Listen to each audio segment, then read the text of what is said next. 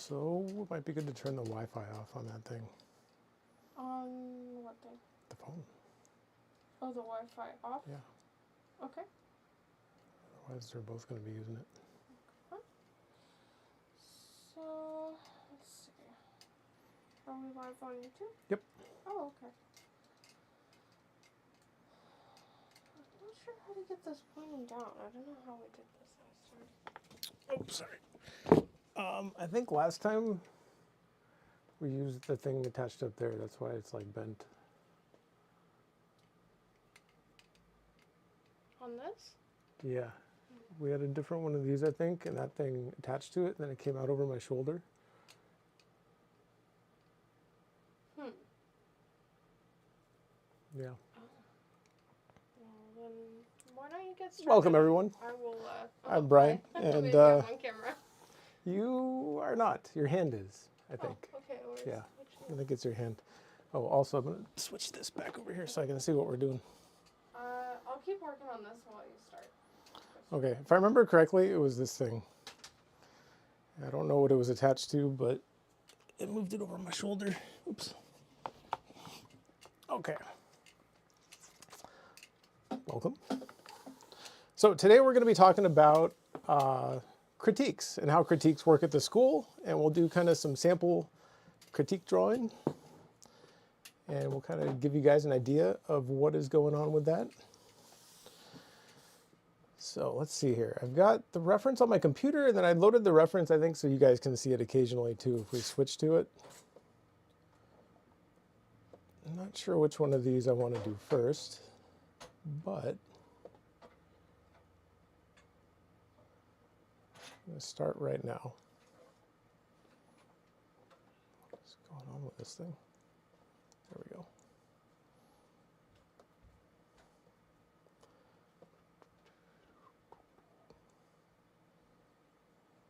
Let's start with this guy. Okay, so here's the idea, basically. Oh, there's people saying hi. Cool. Hi. At the school, we have different stuff that we offer, essentially. There's like a subscription program where you can kind of see our whole library of past demos and stuff. And then there's like the regular 5-week classes that we teach, which is kind of like where all the content comes from for the subscription library. And as in those 5-week classes, people can sign up at different levels. There's like the gold level and then the silver level. And then there's, if you sign up at the gold level, you have the option to draw your own drawing each week and turn it in and receive a critique in return, is kind of the idea. And so I do draw over critiques where I literally like print out your drawing, and I tape it up and I put a piece of tracing paper over it. And then I kind of show you what I would do different and how I would handle certain things, what needs to be adjusted, maybe the proportions are off, whatever it is.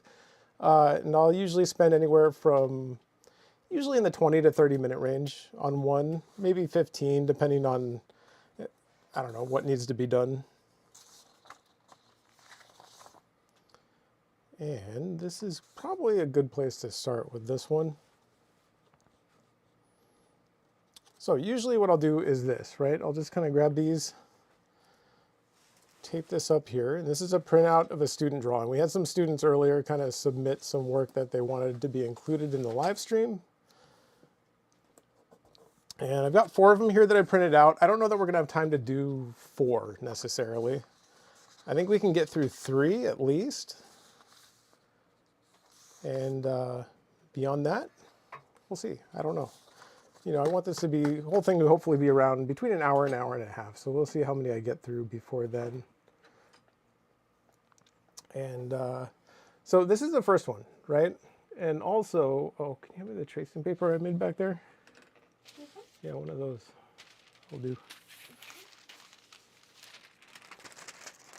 Also need a piece of tracing paper here, which I tore up only moments ago.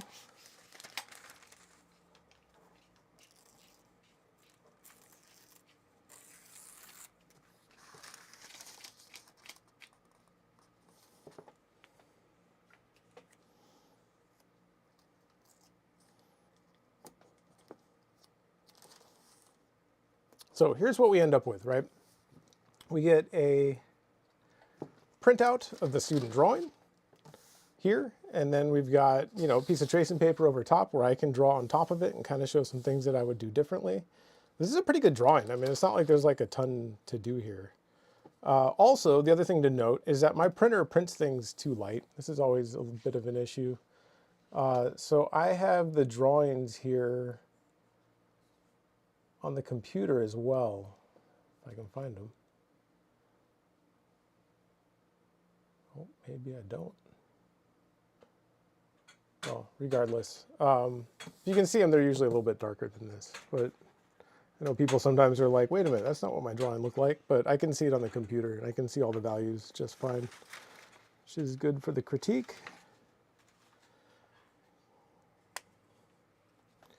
Piece of eraser, it's good to have. And let's see here, see if we can get this kind of lined up.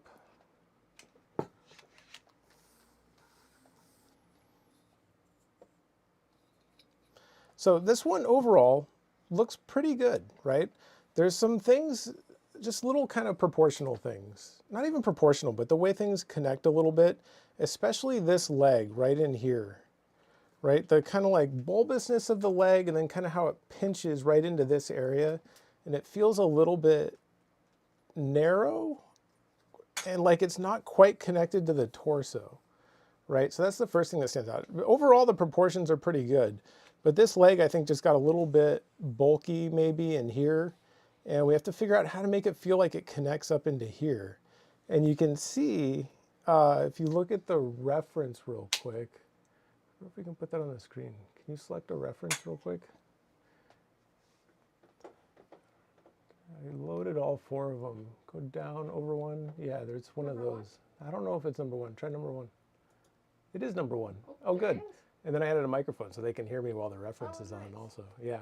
So there we go. There's the reference, right? And you can see like it's a little bit awkward in that area in the reference too, right? So it's not like the drawing itself is totally wrong in terms of copying the reference, because the reference has that same kind of feel to it where that leg feels a little bit disconnected and pinches a little bit odd right there.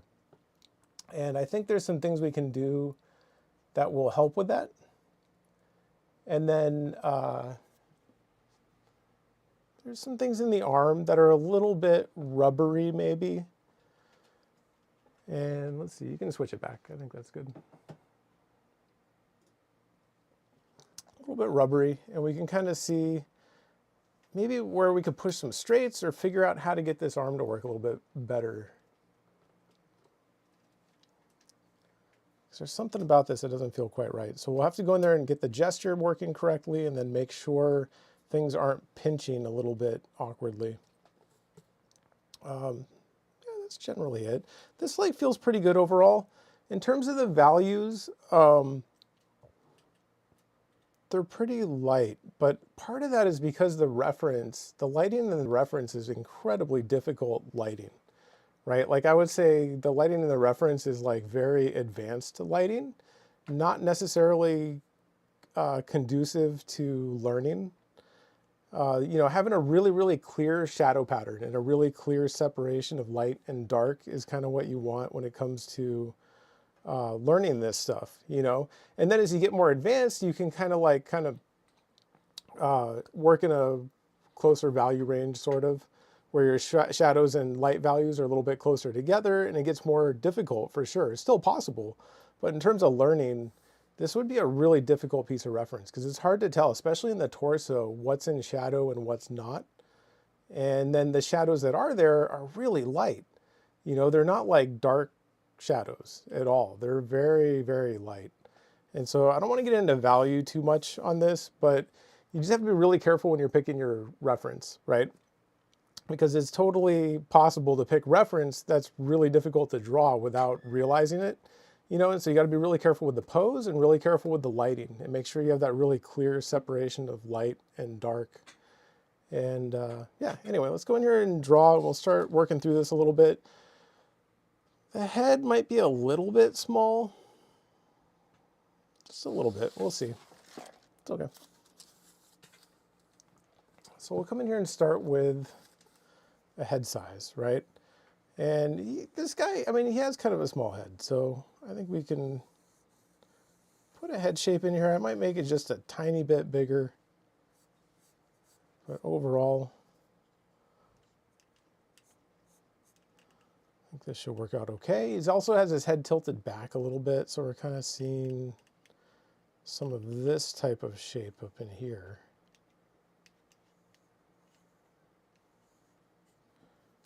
You know, his jaw wrapping down, center line coming out this way.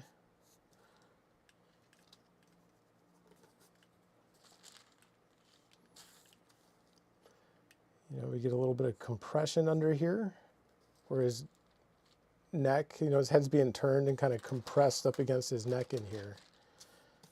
So we need to make sure that compression reads pretty well. We're going to have a ear kind of like right up here.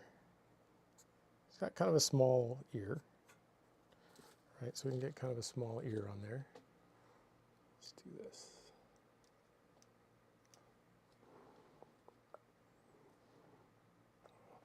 I can move this. Oh, okay.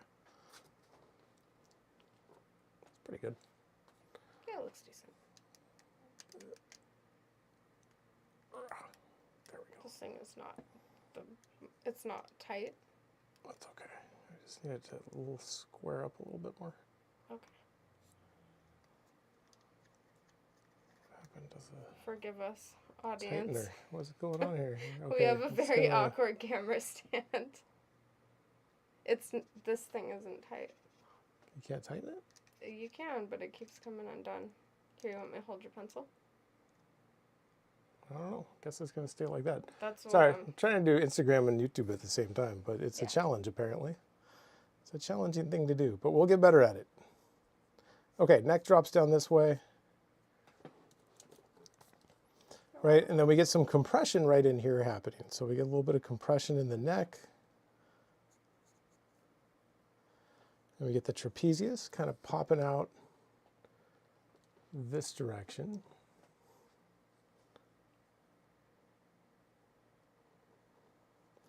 Now, one thing I'm seeing is this trapezius section feels a little bit small compared to the reference.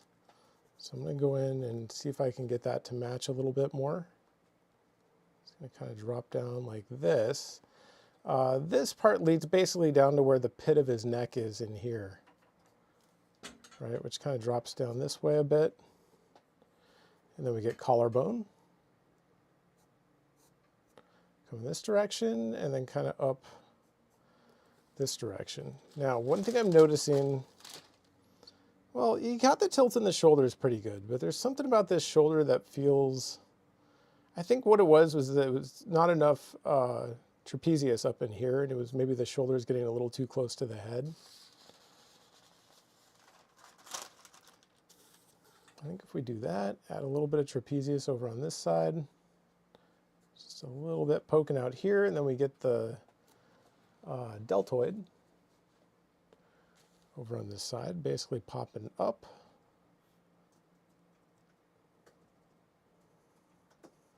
Over here. Down around that way. That feels a little better in terms of size.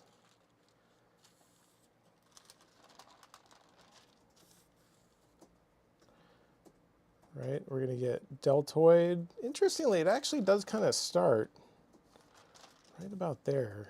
Let's see what's going on there. It's going to come up, over, and out this way. Notice the movements I'm making. Every single line is either a C curve, an S curve, or a straight, and very, very intentional is kind of the idea. You know, and so from here, once we get this head, neck, and shoulder section down, and this is just for working from reference, right? Like if I was doing figure invention, I would do it a little bit differently. This is kind of like a hybrid between the two, but we can come out here and find this big gesture out this way, right? For his torso, kind of coming out along here. Right, down this direction. And we can follow it even all the way down the leg, really, if we want to get really rhythmical about the whole thing here. I could even say generally like, yeah, it's going to sweep back around this leg. From here, I just got to be really careful. There's a number of things we could do. If we wanted to go more like Riley method, we could do that, right? This is a good pose for that. We could do the 2 triangles and all that, but I've been trying to move away from that a little bit. And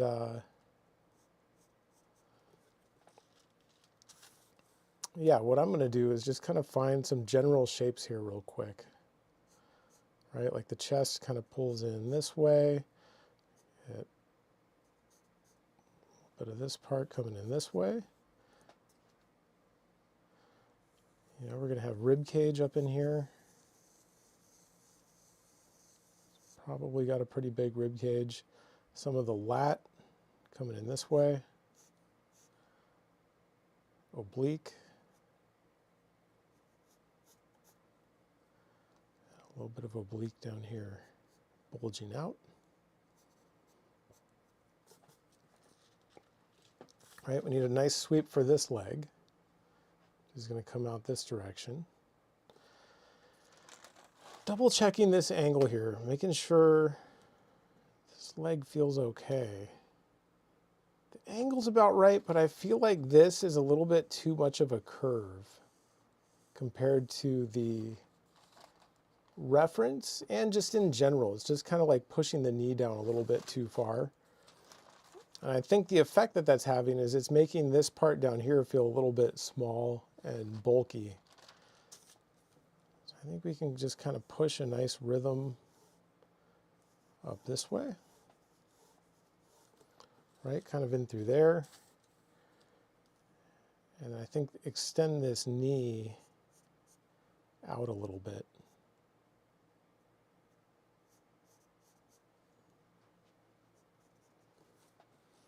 You know, so you can kind of see how we're adding some extra knee in there.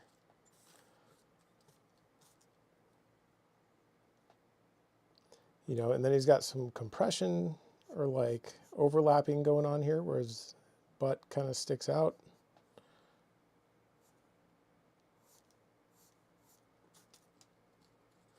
You know, we get a little bit of the glutes. And I'm going to try and find just like a nice rhythm for this leg here.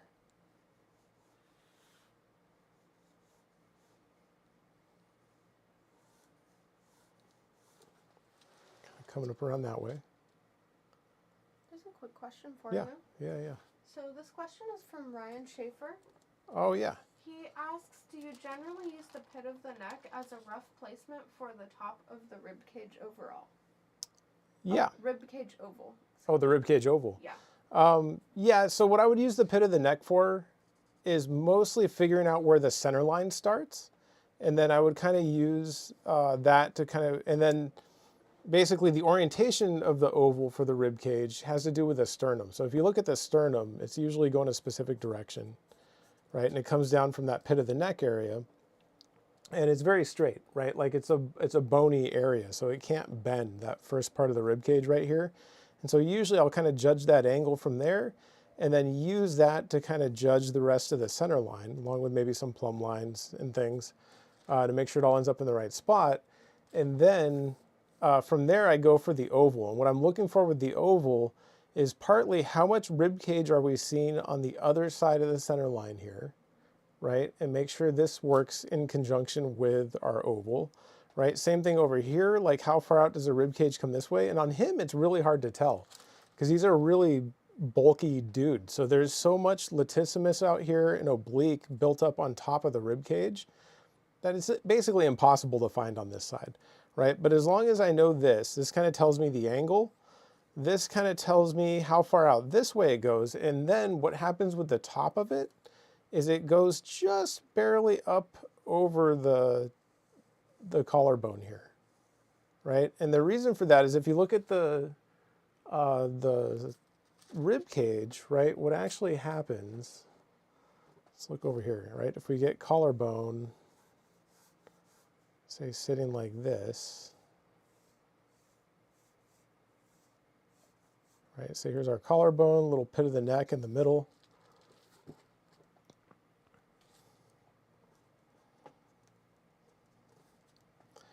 you know, our center line is going to drop down this way. And so now what I would be looking for is kind of the width of the rib cage, which maybe we'd be able to use some plumb lines and figure out how wide it should be. And then I know my oval is going to go down to about belly button level, which is tough on him because his leg's up in front of his belly button. So we can't really use that. Also, he's kind of bending in a weird way. And then the oval also has to go up over the top of the collarbone just a little bit. And if you go look at a skeleton and you look at it straight on, you'll notice the first few ribs actually start up higher than your collarbone, right? They actually kind of angle up a little bit in the back and they go up that way. So what I would do then is just kind of drop my oval in, knowing that it's going to hit those things, right? And say our belly button would be about here. And then what's interesting about rib cages is they aren't really ovals, right? We use an oval because it's very easy to just put an oval somewhere, you know, assuming we kind of take the time to practice our ovals and build up our dexterity.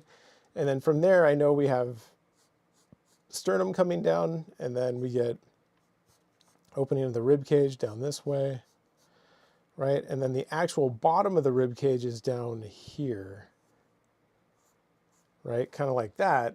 Not actually at the belly button. Even though our oval goes down to the belly button, the rib cage itself isn't the entire oval, right? The reason we use the oval is to create a nice rhythmical relationship throughout the entire rib cage. And then when we erase this part back out, then these two have like a nice, or the two sides of the rib cage have a nice rhythmical connection between them. And yeah, that's kind of what I would say about the rib cage. And then, of course, this totally changes. If you're looking up at someone or down at someone, completely changes, right? If we're looking up at someone, it's not going to go up over the top of the collarbone. It might sit level with it, maybe even a little bit lower, depending on how much we're looking up at them. If we're looking down at somebody, it might come way up past the collarbone, you know, because then we're seeing collarbone out in front and rib cage kind of like back behind it if we're looking top down. So anyway, that's it. That's kind of what I'm looking for with rib cage stuff out there. It's got in the way. I do this right where this arm is going to go. It's a little bit of a problem. Anyway, let's keep going. Right, so you can see now we have a little bit more room for this leg because we pulled the knee up, we pulled this section up a little bit, and now we can kind of find the angle this leg's going to sit at. Right, the foot. This seems like a minor thing, but your foot feels very flat. But it's actually turned out towards us just slightly, I think. Actually, maybe it's pretty flat in the reference. Honestly, it probably doesn't matter a whole lot. I'm going to angle it just a little bit. It's going to sit like right in there.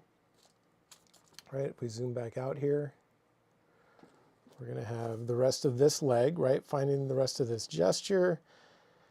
And it's tough to, I don't know, legs are always tricky, right? There's a lot of different ways we can do the gesture for legs.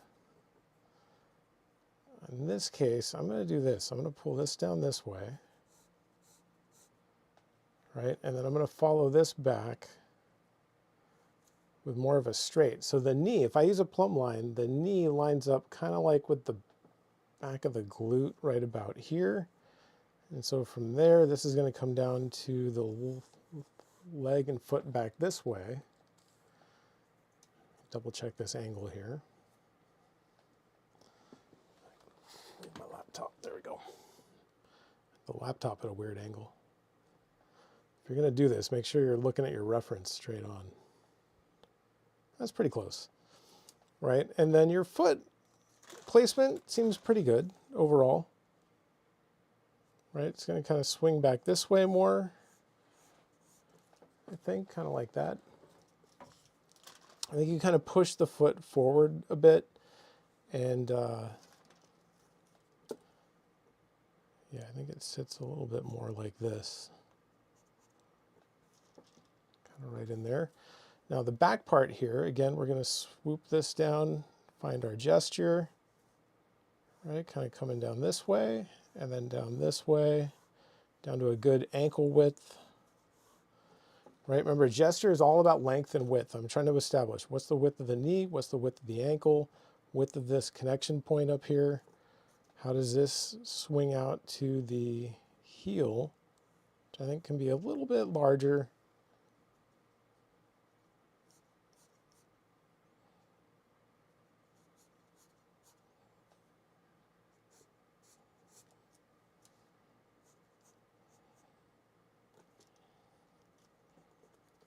It's going to sit in there about like that.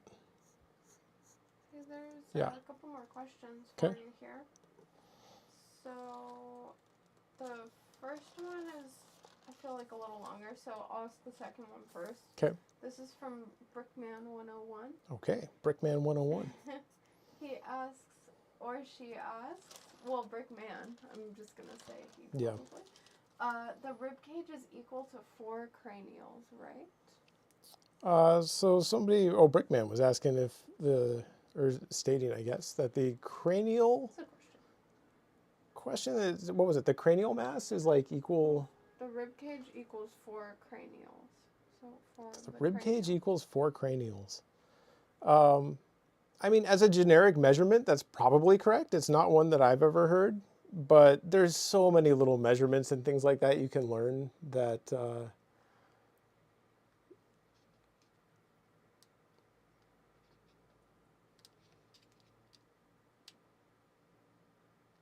There we go. It's a little better. But there's so many different like little measurements and things like that that you can learn. Most of them are correct, but they're very generic, right? They only apply to like an idealized person. And what I've found is they help you kind of learn proportion a little bit, but they don't really help you draw actual people because there's so much variation. Like one person's rib cage might be 4 cranial masses, the other might be 3.5. You know, some people have really wide rib cages. Some people have tall, thin rib cages. Some people have small heads, big heads, you know. So at the end of the day, yeah, I mean, it's good to study some of that stuff as a student, but it's not actually going to help you draw like specific people, really. It's kind of the problem with it. And honestly, it's not something I've ever used a whole lot. I mean, there was a couple little things like that as a student that I learned right at the beginning, and almost immediately I realized that, like, you know, they're helpful as long as you're looking at somebody exactly straight on and they fit those generic proportions pretty well. But as soon as somebody bends or turns or twists or does anything other than just stand straight up and down, those measurements no longer work at all, really. They fall apart really fast. And so I would recommend, like, you know, they're good to study a little bit, but man, you don't want to become reliant on that because all your people are going to look exactly the same. And it's not a great thing. Okay, and he also mentioned that this is from Robert Beverly Hale's System of Proportions. Have you heard of that? Yeah, Beverly Hale's a famous one. Okay. Famous art school teacher type person. Yeah, I mean, I'm not going to say it's wrong. I mean, Beverly Hale is a good artist for sure. But I can also guarantee you that even though he might teach those generic proportions, when it comes time to actually draw a person, they've got the ability to change and manipulate things as needed to fit specific types of people. You know, is really kind of what it comes down to. Okay, well, there's also another question from Fabiano. Okay. Welcome, Fabiano. He says, when you were a student, what was your strategy for avoiding procrastination? I know you stayed at school a lot and studied there, but what about when you were at home? Do you have a routine? Oh, man. That's a tough question. So, to be honest, my routine, especially as a student, wasn't great. And the way that I dealt with that was by taking a lot of classes. Which, I mean, I was fortunate enough to be in a position where that was possible. And, you know, I certainly understand for a lot of people it's not possible because it is not cheap. And it's a lot of work. But I would say, I don't know, it was interesting because I went specifically, like I just signed up for a ton of classes, right? So, and since I was paying a bunch of money for them, I was much more motivated to show up, you know, and that was a big part of of I think what helped with that. And then suddenly I was drawing every day pretty much. I mean, I had class literally almost 7 days a week sometimes if I went to the Sunday workshop. And I was drawing, I don't know, anywhere from 3 to 9 hours a day worth of classes maybe during that time. And I did that for like a few years. And then I was fortunate enough that I happened to be at that school at the time when they needed instructors. And I had a really kind of logical way of drawing and a really clear way of drawing. And something that, I don't know, I guess Jeff thought would work well as an instructor. I just kind of fit what they needed. So the idea then, or not the idea, but kind of what happened then is I went from, I don't know, just studying all the time to teaching all the time, you know? And so then I was kind of, for a while, I was taking classes and teaching classes at the same time. So I was able to reduce the number of classes I was taking and then sort of make up for that with the number of classes I was teaching. And then, yeah, from there, it just kind of mushroomed. And to be honest, I spend most of my time teaching more than I do just like drawing on my own. Like a lot of my practice time comes through teaching, which is probably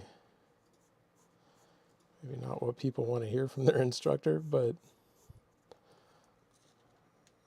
it's kind of the truth. Sorry, I'm off screen a little bit. So notice what I'm doing here, right? Which is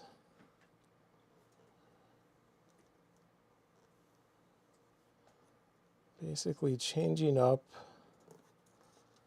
this leg a little bit, and especially this connection point, right? So part of what's going on here is we have a line like this, and we have a line like this, right? And it's a little bit awkward. It pinches kind of evenly on each side, right? And we want to avoid that whenever we can, right? We want to not do this. Anytime we have things doing this, it doesn't work real well, right? We want to change that to be more like this. This mimics kind of more how the body works, right? So things don't pinch equally on each side, they're like staggered, right? So we get one coming in here, one up here, and that's kind of what I'm doing to this leg, right? Because it looked a little bit balloon-like almost, right? Like it's like an inflatable leg. And that's coming from the fact that there's a lot of curves, first off, right? This is curve, curve. Even the knee is not super well defined. And then we get just one big curve back here for the calf, curve down here. So I'm kind of injecting, using the rhythmical structure underneath that I built to inject kind of some straights into the lower leg, because the bones down there are very straight. And so anytime we have really straight bones, we can usually use straights in our gesture to kind of help accentuate that a little bit. And then kind of building on top of that. And notice now I pulled this up. I have it connecting a little bit higher here and a little bit lower down here, right? So that gets some of this type of an effect, where rather than having them pinch equally on each side, now we're kind of pulling this one up a little bit, this one down a little bit. Same with the knee, right? Now we have this part kind of coming in and pinching and stopping right down in here. This part comes past it down into here, right? And then we kind of get this next section. And so we're like staggering things a little bit more. That kind of mimics how the human body works a little bit better. And not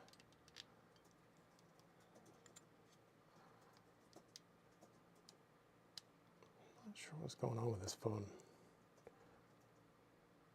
Stay. There we go.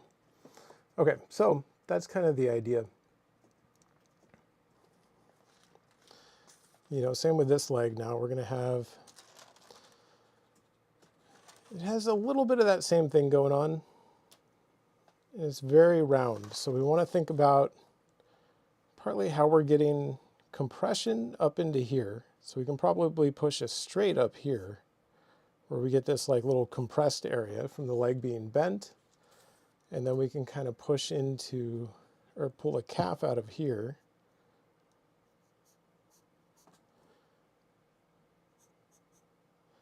You know, we have gastrocnemius first, and then soleus next, kind of sitting down there. And then out front, we're going to get the tibialis kind of popping out this way a bit.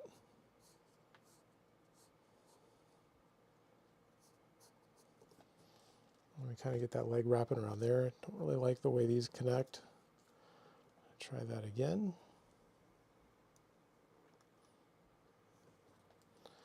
You know, it feels a little more solid.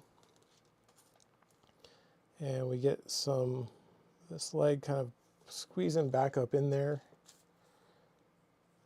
Right, we can add a little bit of rectus femoris, which we're seeing up top here, add a little bit of more of a curve to it. Up here, and then it kind of gets pulled out into the knee.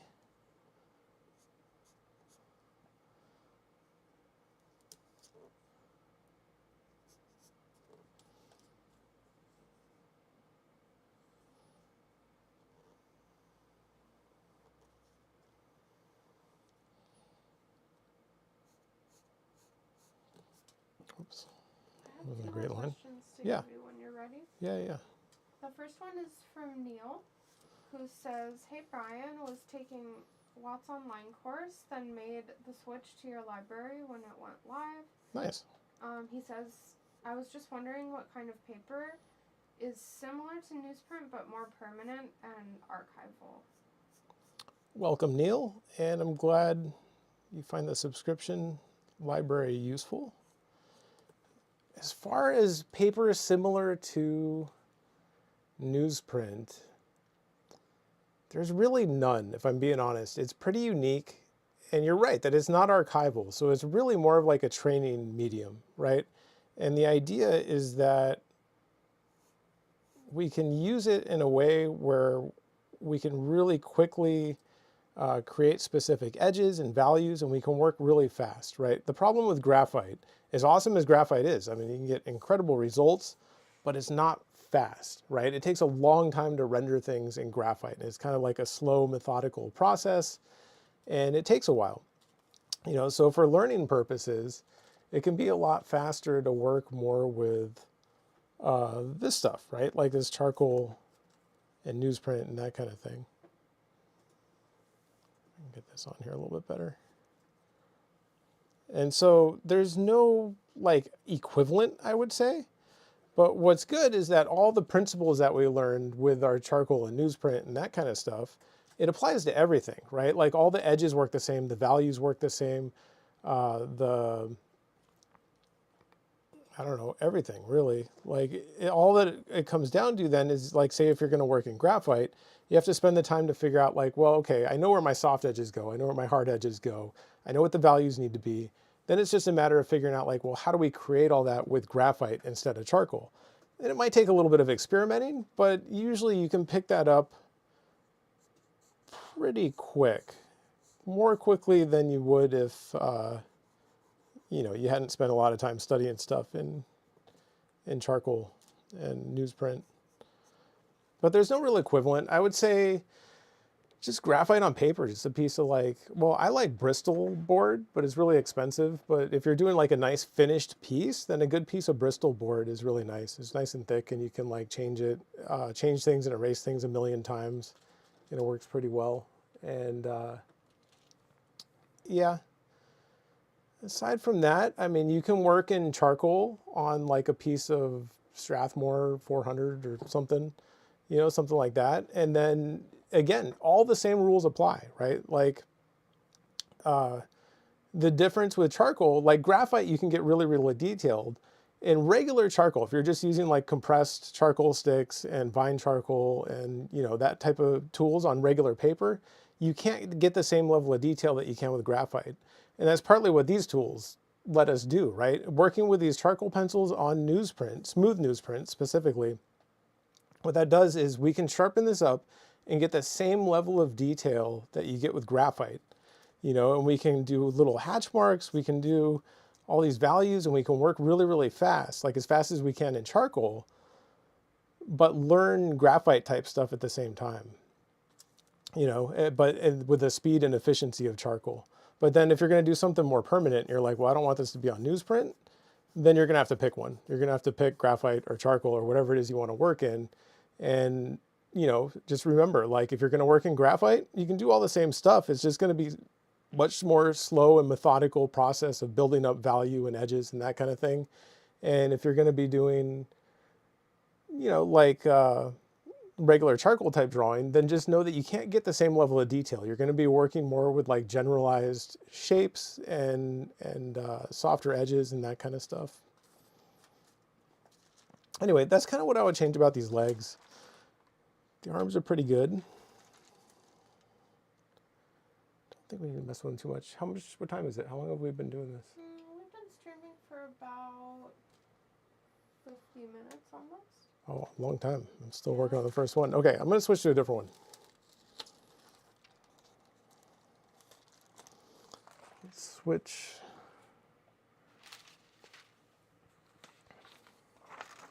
Let's do this one. I got this cool.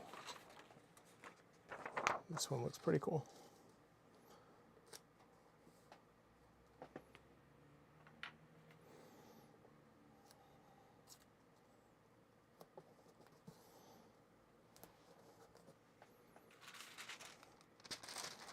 So for anybody joining us, I mean, this is basically the critique process we use at the school. This is kind of what I'm going over. Although usually they're anywhere in the 15 to 25, maybe 30-minute range. They're not usually 50 minutes, but I don't know. I've been doing a lot of talking and not a lot of drawing.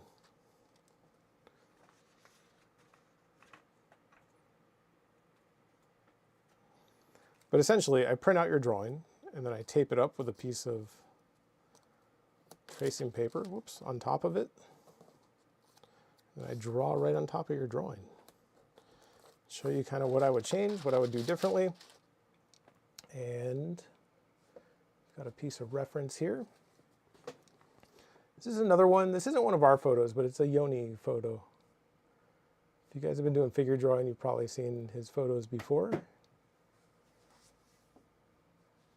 This one's tough. So when I look at this, in fact, maybe, can you put the reference on the screen real quick? Yes. Let's see, let's find, so if you look at this real quick, you know, in this reference, notice that the head looks big on the reference, right? And so when I first looked at this drawing, I was like, man, the head's really big. And then I looked at the reference and I was like, oh, okay, the head's really big in the reference too. But I've drawn Yoni a bunch of times. I know he doesn't have like a gigantic head. I mean, it has a big head, but not this big, right? And the leg feels really small in the reference. And part of this, I think, is coming from the fact that when the photo was taken, I think they had the camera pointed down towards him a little bit. And so there's like two things that could be going on here, right? You could have either photographic distortion, so they took the photo in a way where his head was up near the edge of the frame and maybe near the edge of the lens. And so anytime you get, if you're taking photos for reference, anytime you get things out near the edges of a lens, they tend to get distorted and stretched out, and you'll get something like this where he has like a really big head, or the camera could have been pointed down at him a little bit or up at him, and then you'd end up with a big leg. And so you'd have to decide, like, you know, it's okay to draw someone looking down at them a little bit as long as there's context for people to understand that. But if you just drew this without that, it might just look like he has a big head, you know? And so that's one of the things I would kind of work on fixing here. You can switch it back to the drawing. So just, I don't know, try and figure out like how to analyze the reference is a big part of this. And that's part of what's so difficult about learning to draw from home and taking online classes is you're working from photos all the time, you know, and photos aren't perfect. And our brain has a hard time recognizing that because our brain is kind of trained throughout our life to recognize photos as being correct, right? Like we understand how a camera works and we understand that somebody was there, this Yoni was standing in front of them, they snapped a photo, and it's like a record of like a real situation. But for some reason, when we see that, our brain just accepts whatever is there as being real, and it looks fine. And then when you draw it in a drawing, it looks wrong, and then you'll measure it, and you'll say, like, well, it matches the reference perfectly. Why does it look wrong as a drawing? And the difference is, as a drawing, our brain analyzes it differently, right? Like, instead of looking at a photo and thinking, like, oh, this was taken with a camera, this means it makes sense, our brain looks at a drawing and thinks, like, well, this was drawn by a person. Drawing's hard. And they probably just drew a big head, you know? Like, we're not really going to take into consideration the fact that, oh, well, maybe he was working from a piece of reference that had some photographic distortion, or maybe the too much perspective or something. And so you just have to be really careful, you know. So when you hit a situation where something's not working right, it's possible that it's the photo. And the lighting on here is kind of interesting too. It's like kind of side type lighting, which is always a little bit tough. And so we might want to, well, I don't know, we're not going to adjust the lighting, but we could. When we were taking when the photo was taken, whoever took it, I think it's a Proco photo maybe, you know, I would have adjusted the lighting a little bit. That's just me. Okay, so let's do this. Let's shrink the head here. All right, let's come in here, maybe shrink the head a little bit.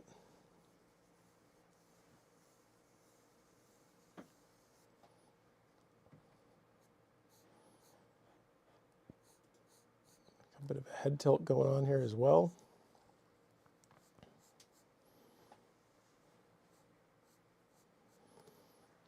Right, so much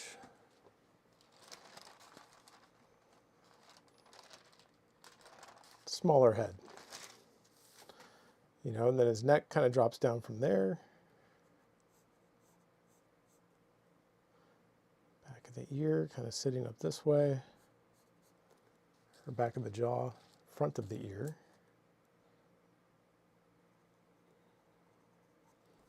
Kind of right up in there. And we'll see if we can find the way the trapezius connects here.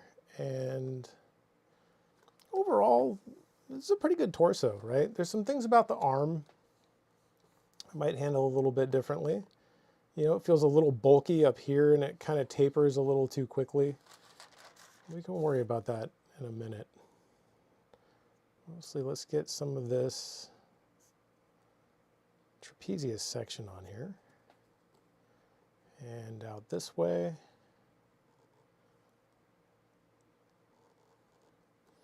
Right, his shoulders sit at a little bit of an angle, not a lot, but a little bit of an angle here.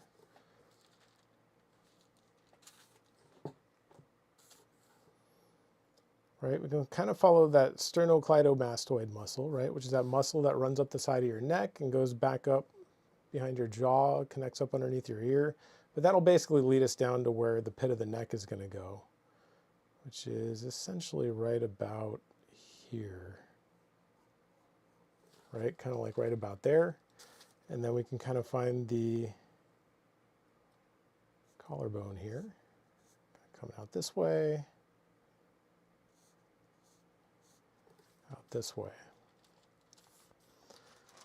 So now we're gonna have to adjust this arm, right? Because this section feels bulky compared to like the rest of the torso. So we're gonna have to be really careful with this shoulder. Right, it's kind of connecting, popping out this direction a little bit. Coming down this way. And then I think it's going to be a little bit smaller of a shape, right? We're going to have to shrink it a little bit. And then same thing over here, going for my head, neck, and shoulders. Brian, there's a few questions. Yeah. So here Matthew says, thanks for the vids on drawing profile pics. I started to see the same thing about Loomis. The method has its limits. Would you say Loomis is better for illustration and not drawing from reference? Yeah, Loomis, yeah, I mean, Loomis is good, but what he teaches is very generic, I guess. You know, there was some things I learned from Loomis that were important, but he tends to draw people kind of the same way each time, you know, and it's difficult to like kind of change. I don't know. I guess like I learned a lot of Loomis stuff at the beginning and then pretty quickly realized that he does some things that don't apply to everybody. They only apply to Loomis looking people, you know, things like, you know, when he draws the brow, right? And then you kind of find some of these eye sockets, right? And then you have the nose coming down this way, kind of connected around here. And then he'll find like, you basically mimic this line from the edge of the nostril back this way, and that should lead you up to where the tear duct sits, right? That only works on some people, you know, and Loomis kind of talks about it like this is how it's done, you know, and it's good for some people, and other people have wider noses. Some people have eyes that sit a little bit closer together or farther apart, you know, and so Loomis is a good starting point, but you have to pretty quickly realize that, you know, it's not everything. Here's another question relating to the same thing. Yeah. This is from Sanjuro. Okay. They say, hi, Brian and Olivia. Your different approach to Loomis head drawing technique greatly improved my drawings. How long did it take to figure out, and what was the reaction when you told others about it? Wow, it's an interesting question. So the question was kind of like how long it took me to kind of figure out my version of the Loomis head, essentially. Is that kind of it? Yeah. Yeah. Your approach to the Loomis head drawing technique. So I think what they mean is, you know, where the limitations are on the Loomis head, and maybe specifically on that corner of the head. Remember how you talk about how the ball, cut off sides of the ball shape doesn't really add up. I think maybe that's one aspect of what they might be referring to. But if you want to elaborate, if you can hear me, if you want to elaborate more, feel free. But yeah, I would take their question that way. Okay. I don't know. Experimentation is really what it comes down to, and drawing a lot of heads, you know, because there were things about Loomis that didn't make a lot of sense to me. And partly, like the way that I learned, you know, like the school that I went to at Watts, they're big on Loomis, but they're even bigger on Riley, right? They teach a lot of Riley stuff. So like the way that I draw heads is kind of like I went through and picked the stuff from all the different methods that are out there and picked the stuff that made sense to me, you know. And when you're first starting, it's hard because you're like, well, what parts of this make sense and what don't? You don't really know. You don't have like context for it. So you got to draw for a while and try things out and realize eventually that like, oh, you know what? There's some things about Loomis, and like there were things that I had a really hard time with it, right? Like when you watch Loomis draw a head, he'll kind of he just starts with a circle every time, you know, and then he'll kind of pull the front plane down, and then he'll kind of do this, and that's good. It's a good start, but like there's so many different types of heads out there, right? Some people have longer cranial masses, some people have shorter cranial masses, some people taller, some shorter. I don't know. There's just a ton of variation that doesn't really account for, and starting with a circle every time just wasn't the best way in my experience. And then from there, he would go in and place the center line, and then he would kind of draw this like small circle. And I had a really hard time with that because I always understood this as being like the corner of the head.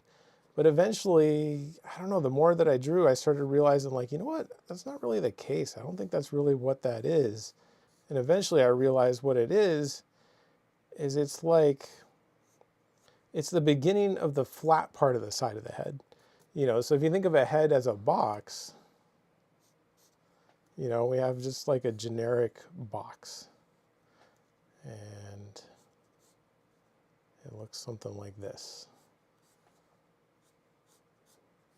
You know, here's our generic box. The corner is here, obviously. But if we draw a rounded form, right? Like a head isn't actually a box. It's also not a cylinder. It's in between, right? Like it's part cylinder, part box. It's a rounded form, right? So if we come in here and round this out, and round this out, you know, that corner shifts a little bit inward, sits here, and then there's a section where there's actually a flat spot here, and then a flat plane out here, and then a rounded spot in between them. And I'm pretty sure what Loomis is trying to show with this circle is actually more like the beginning of the flat spot back there. I think. I don't know. I mean, I can't ask him, but just having drawn a lot of them and having drawn a lot of heads, that's kind of my take on it. That's eventually just what I came up with, you know? And that made a lot of sense to me. And it basically means that this rounded part, when you're kind of drawing the brow, right? It's kind of this rounded area here that's equivalent to this rounded part of the box. And so you can see the corner of the head is more like here, right? So the actual corner is like here. And then it's sort of rounding around the corner and then hitting the flat spot on the side of the head. How'd I come up with that exactly? I don't know. I just drew like a million heads. And eventually, partly it's just my way of thinking and working is super, super logical. And I like problem solving, and I like, I don't know, trying to figure out how to make things interesting, I guess. Okay, so remember our reference here, right? We're kind of trying to adjust for either what's the camera looking down at him a little bit, or maybe some photographic distortion that ended up in there. And so I shrank the head a little bit. The other thing I'm going to do is maybe make the leg just a little bit bigger, right? So his leg, gesture-wise, kind of comes down this way and then kind of back this way. It basically makes a bit of an S curve. His foot, basically going to sit right down in here.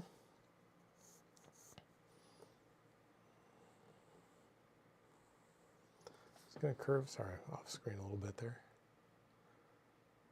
There we go. Right, so I'm kind of extending this foot down just a little bit, not like a ton, but a little bit. Kind of bringing that foot outward, or downward, sorry. Right, and then the rest of our gesture for this leg is going to follow down here. Remember, gesture is critical, super critical stage, because this is where we're establishing our length and width of everything, right? Like what's the width of the knee, what's the width of the ankle, the width of the thigh up here, right? We need all of that established really, really carefully first. And if you go too far and you build up too much detail and then realize like, oh, you know what, these proportions are off, it's going to be much more difficult to change. We got a couple of compliments on your explanation of the head. Oh, good. And one of them was from Josh. Oh, Josh. Appreciate that. Or maybe it's actually Steve. Or Steve, whichever one you actually are. It's Josh pretending to be Steve.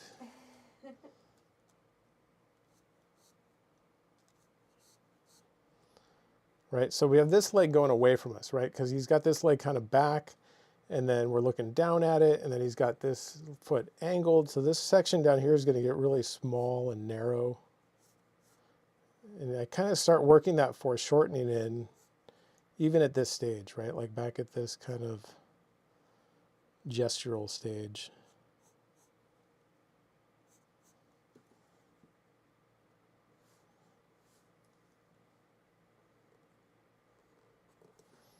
All right, foot's going to sit right back there. So this isn't bad. But you can see how we're kind of adjusting those proportions a little bit. Maybe you can put that reference up again so people can kind of see what the difference is.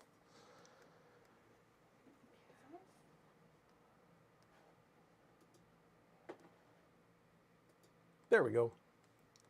So you can kind of see, right? Like in the reference, he looks like he has a big head and a small leg. You know, my guess would be that they took that photo probably looking down at him a little bit. But it could be a photographic distortion thing. It could just be that the head was up at the top of the frame or the lens, and it caused his head to look really big. You know, you got to watch out for both of those things. So if you switch back to my drawing, you can kind of see the adjustment that I made. And do you have to do this? No. Like if you want a photo where you're looking down at someone a little bit, you could draw it that way, right? We could make it work. You'd probably still have to shrink the head a little bit maybe, but it could work. You know, if it was in the context of like a comic book scene or something where we're looking down on somebody a little bit and there's some reason for it, it'd be fine. But you also want to get really good at recognizing when this photographic distortion exists and when things in photos don't look quite right. There are a couple more questions for you. Okay. The first one is from Brickman again. And he says, have you ever thought about synthesizing your version of the Riley method in book format? There are very few books. I only know of 3.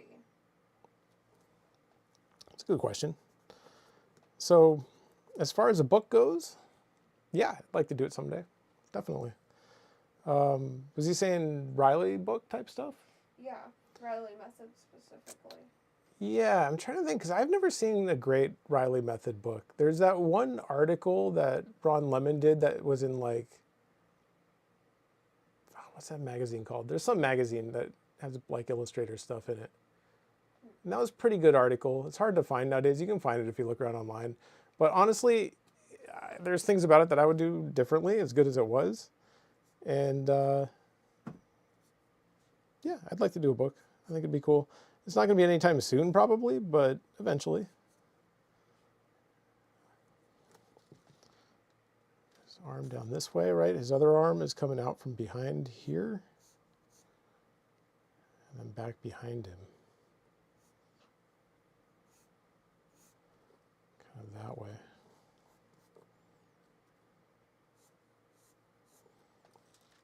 Anyway, that's enough adjusting proportions and things. We can come in here and see if we can figure out.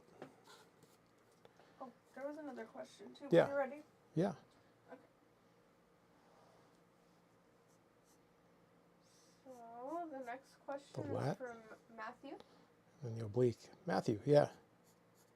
Matthew says, can you give any advice on eye placement? My eyes always look like they do not match. I understand this is common and I'm working through it, but is there anything you can advise to help me? It's a good question about eye placement. Placing the eyes is hard. I mean, that's something that I struggled with for a long time. So, I mean, believe me, I totally get it.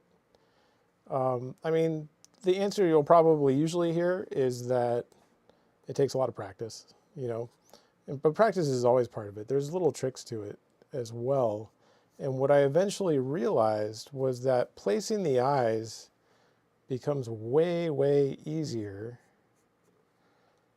as long as you get the rest of the head built correctly, right? So you can kind of see, I don't know, if we go back over here maybe, right? I draw my generic Loomis head again.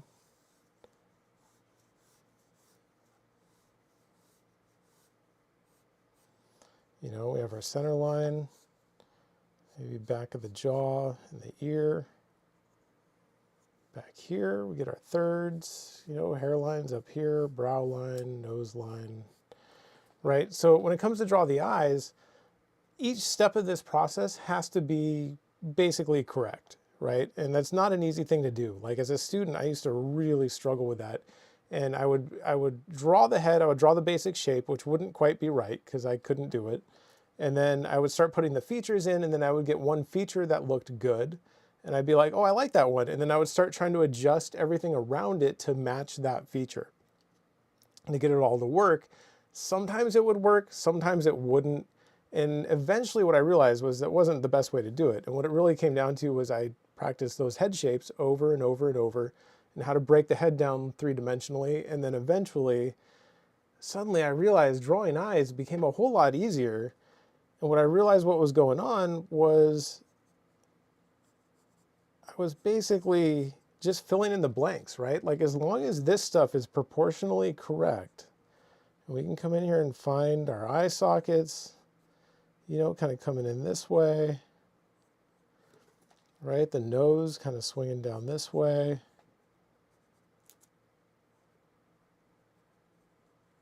Maybe sitting back here, right? All of a sudden, if we can start breaking this down and saying like, well, the eyes are going to sit at about that level. I know that if we kind of mimic this line to about here and find the width of the nose, that takes me about to where the tear duct is going to sit right here. Right? The other tear duct is probably just behind there. We can come in here and look for the opening of the eye socket, which is going to sit like right back in here. Right? Kind of just under the part of the brow line right there. Right? So now we have the actual opening of the eye socket. We know where the tear duct is going to go. We know the eyelid, depending on the person, eyelids are very different on different people. But in theory, right, let's just say for this person, basically the upper lid is going to tuck right up under the brow bone, and this is the opening for the eye socket. So this would be where the eye tucks up under there, right? And so then from there, it's about just finding a shape that fits and saying like, well, that eye is going to come up over here. We need a little room for eyelid up in there and back over here. You know, we get that eye shape in there. You know, same thing. If we designed this out all properly, that other eye should fit right up in here, right in that space. And notice it gets that little bit of lid showing right up in there.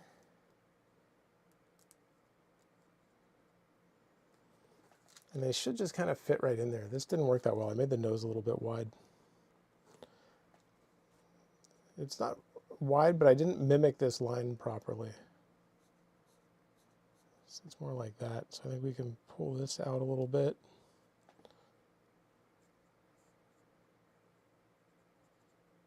There are a couple more questions for you when you're ready. Yeah. Okay. Let's do it. The first one is more of a statement. Okay. From Ernesto. This was a little while ago. He just says, "Hi, Brian." Ernesto, hello. Hope you're doing well.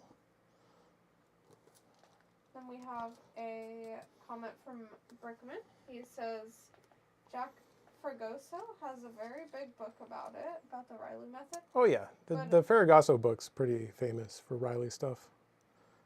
Yeah. He Anyway. says it looks old and dated, and Brickman can't wait for your version. Oh, cool. Yeah, I would agree. The Ferragasso book, I mean, it was good, but I would do things very differently than Ferragasso does. Partly because just in general, right? Like I don't actually I use some Riley stuff in the head, and I've taken some of the Riley concepts and applied it to the way I draw figures and heads. I've also taken some Loomis stuff and applied that to the heads. I've taken just what I used to see my instructors do at Watts all the time and just taken their ideas and created.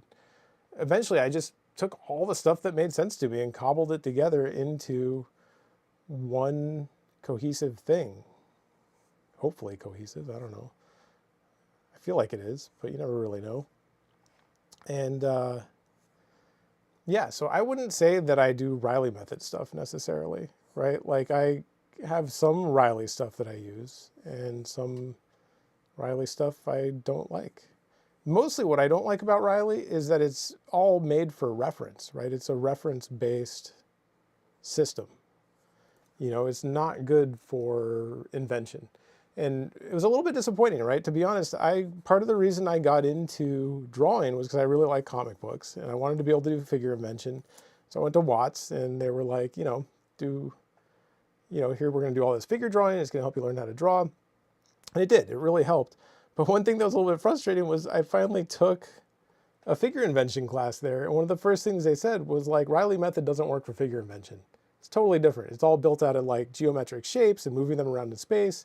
And the Riley thing was all rhythm based, and they're two totally different things. Like you can't really do figure invention with the Riley method. It's not really a thing, I guess.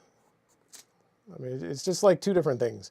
So the Riley is designed specifically from working from reference, and it's designed for fine artists and for illustrators that shoot reference for everything they're going to paint, which a lot of people do. And that's kind of how they work at Watts, right? Like Eric shoots reference for every one of those illustrations. Every time you see one of his illustrations get posted, all his Star Wars illustrations, his Conan stuff, all of it, he is hiring models. He's doing sketches and then hiring models and then doing photo shoots and then basing that off of, or basing his illustrations off of those photos, which is cool.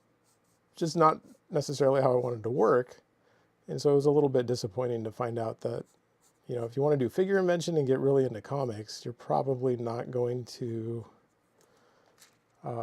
be using the Riley method a whole lot. But if you want to go into fine art and work for any reference-based thing, it works well for that. I forget why I started talking about that. I forgot what the question was. Oh, you're just talking about the Oh, the Ferragasso book. Oh yeah, and kind of why I stopped. Yeah, the Ferragasso book. Like if you want to learn Riley method stuff, it's okay. I wouldn't say it's the best Riley resource out there, but it's got some good ideas in it. It's certainly not the worst. But I agree, it's a little bit dated.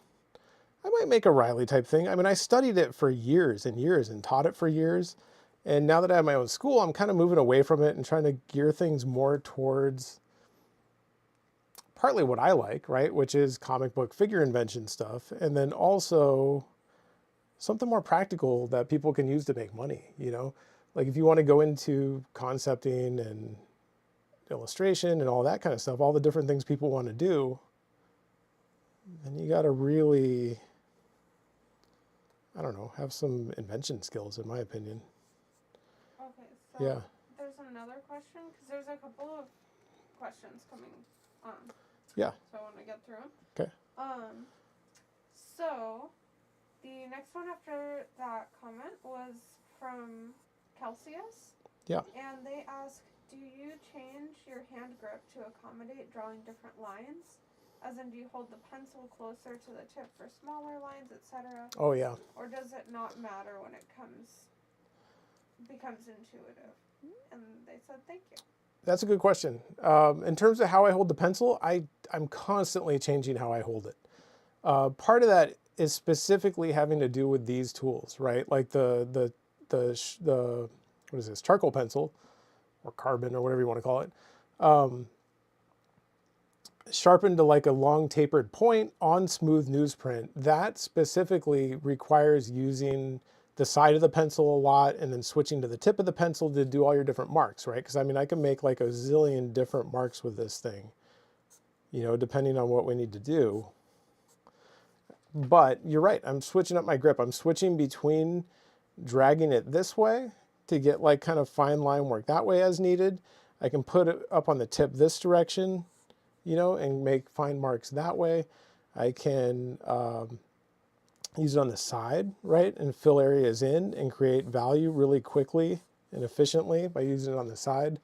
But that's mostly just for this tool, right? And it requires a lot of dexterity, and it's hard, which is good in the sense that, you know, it's going to help you with other tools in the future, right? Like graphite requires a lot of dexterity. Inking especially requires a ton of dexterity. Inking is not an easy thing. It's even harder than this. And, you know, when you get into painting, that requires a lot of dexterity. I mean, it's not, yeah, I don't know. That's basically the answer. So yeah, I'm changing up my grip depending on what I want to do. But no, like if you're using a graphite pencil, like I wouldn't use it quite this way. I would use it a little bit more like, you know, like you would expect. So here's another comment from Brickman, going back to the book subject. Yeah. He says, so Hampton and Bridgman is more versatile? I'm not sure if that's meant as a question or a statement. Yeah. There's no question mark, but...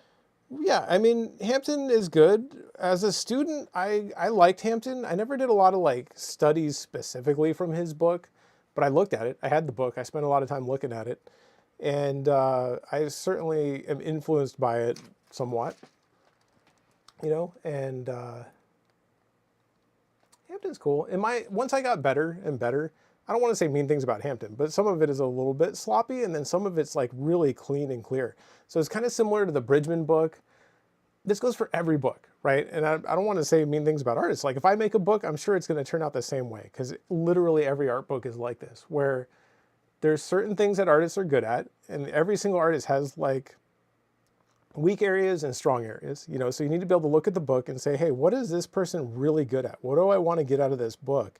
And what aspects of this book do I want in my own art? You know, and so like with someone like Bridgman, right? The guy can't draw heads very well. No offense to Bridgman. He's awesome at designing anatomy, the body, all that kind of stuff. He's good at drawing individual features, which is a little bit weird. Like I've studied his features, but when he draws a whole head, they look a little bit odd. I don't know. I don't know why. Well, I mean, I could figure out why, I guess, but they look a little bit odd, and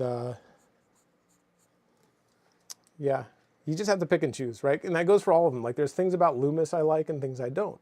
You know, so there's some things I study, some I don't. In the Vanderpool book, great for studying features, and then there's some other things in there that are okay, but there's other, other artists that do them better.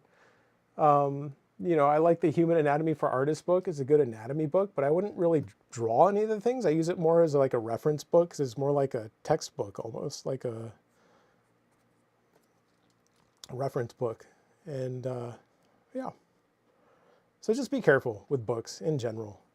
Just know that there's no perfect book, right? Like, it'd be nice, but it doesn't exist.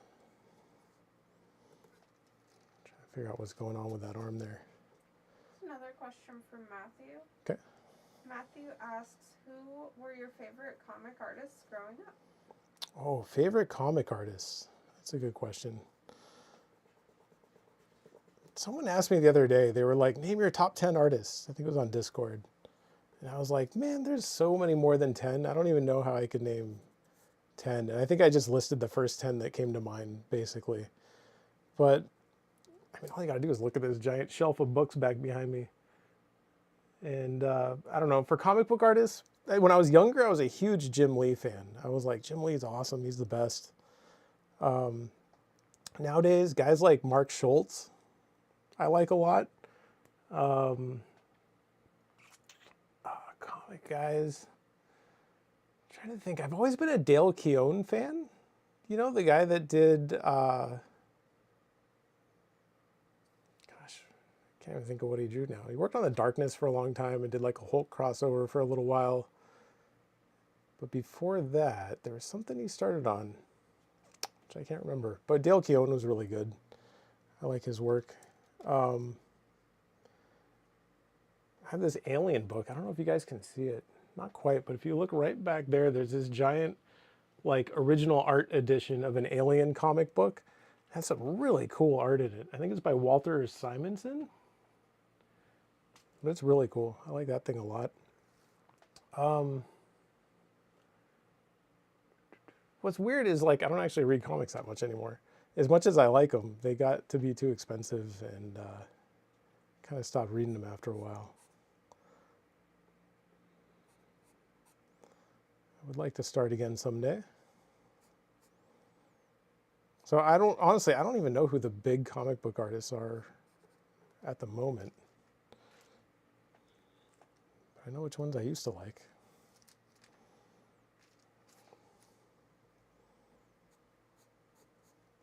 Okay, so just trying to get this arm on here in a way that hopefully makes sense. We get a little bit of like wrist pronation.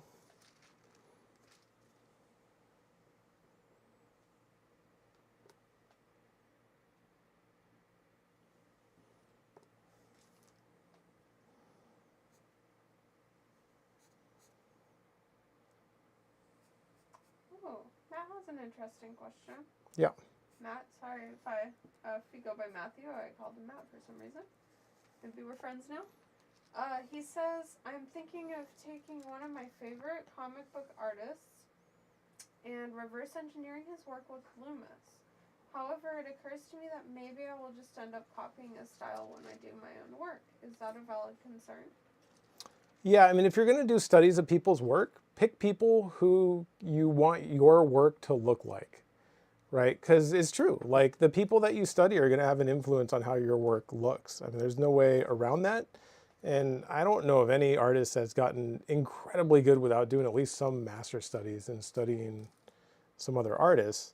And usually what will happen is at first, yeah, like your art's going to look a little bit like theirs, and some people might call you on it or whatever.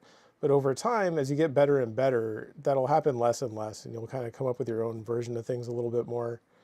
And yeah, you'll kind of come up with your own take on it a little bit and eventually just kind of create your own thing. But when you're starting out, I mean, you have to get like at least a little inspiration in there. I don't know. I'm sure there's people that are probably completely self-taught, but it's pretty rare. Even the self-taught people, there's a lot of comic book artists that are like, you know, they're really into the idea that they're self-taught, which is cool. I mean, it's cool that they could pull that off, but then usually when you read interviews with them and things, they start saying like, yeah, I'm self-taught. I just used like the Bridgman book a lot, and I really like Hogarth, and I studied these things. So in a way, yeah, maybe they didn't go to an actual school, but I would argue that they're maybe not completely self-taught either, because their instructors were Bridgman and I don't know, whoever else they studied, you know. Maybe their instructors weren't actively there in front of them, but they were certainly learning from them. You know, it wasn't like they were just sitting alone in a room with zero influence. And yeah, I don't know. That's basically it.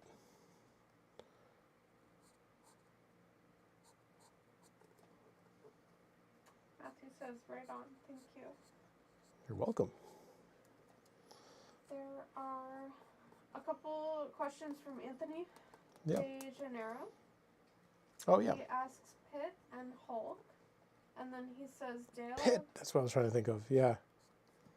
And then he says Hulk. Dale Keown. I don't know how to say his name either. I think it's Keown, but I don't really know. He said, I think you worked on those books. Yeah, Pitt was the one I was trying to think of that I remember from when I was much younger. And Pitt was really cool. And then Hulk also, yeah, was another one that was really cool. I like both of those. One of the ones I have up on my shelf is like a Hulk Darkness crossover that he did. That was really cool. I like that. And yeah, I don't know. I mean, if you really want to know what current artists I like, you can go look at my Instagram account, and I think you can see who I follow. And that's pretty much it. You know, like everybody, it's not to say that there aren't like a zillion other people on there that I'd like to follow, but I do kind of limit the number of people I follow a little bit just because there's too many and you can't keep track of that much stuff going on. So I kind of limit myself to following like 300 people, I think I'm following maybe. And then I kind of said like, yep, that's it. If I want to follow somebody else, that means I got to unfollow somebody. So far, there's not many people I want to unfollow, so I just kind of stick with those people. There's another question here from Sanjuro. Yeah. They ask, what's the more common feeling when sharpening a Conte charcoal pencil with a razor blade? Peaceful, meditative experience? Or an exercise in frustration and boredom? Okay. It should be peaceful and meditative, hopefully. That's generally my experience, but I'm a pretty calm person in general. And, you know, as an instructor, having been around many students that I've seen sharpen those pencils, I will say it is frequently a very frustrating thing for a lot of people. So if that's you, you're not alone. You know, I think that happens to a lot of people. For me, like, especially when you're first starting out, trying to sharpen these pencils is frustrating because it's easy to break them, right? And at first you don't know how hard you can push on it and how hard not to. And you got to break a bunch to kind of figure that out, which sucks because they're kind of expensive pencils, but that's, well, I don't want to say it's the only way, but it's the way that I learned and the way I see most people learn is just through experimenting with it.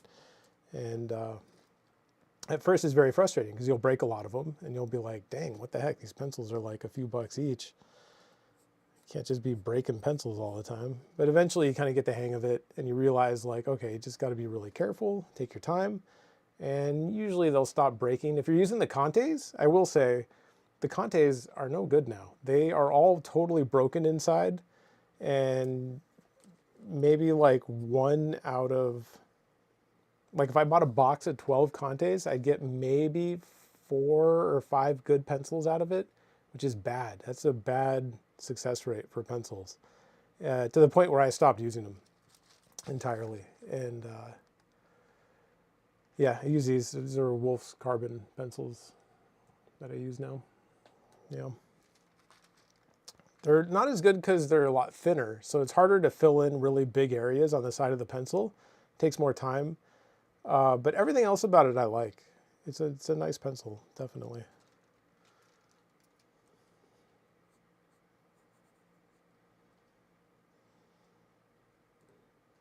It's supposed to be a sword, but I'm turning it more into like just a stick. club or something. I don't know. Mostly because it's a lot quicker to draw than trying to draw an actual sword. Anyway, that's it for this critique. How long have we been doing this? What time is it? 7:30. It's almost an hour and a half. We can stop soon. I was thinking I'd get through 3 of these, but apparently I'm going to get through 2. But this is something we'll be doing frequently, you know, as long as people find the critique process interesting. But you can see what I'm doing here, right? Adjusting those proportions. I made the leg a little bit longer, the head smaller, and kind of changed it up a bit here and there to kind of fit a little bit more what you would expect, I guess, in terms of proportion and perspective. But man, be really careful with photos, right? Because this is a tough photo to draw. If you're a student and you don't understand, you know, that photographic distortion needs to be corrected for, or you got to be really careful with the angle of the photograph. This is a pretty good example of where the photo itself can really make things difficult, right? And, you know, just be careful. That's all I can say. Be very careful. Yeah, so that's pretty much it. We have 2 more of these that I could do, but I think we're kind of out of time.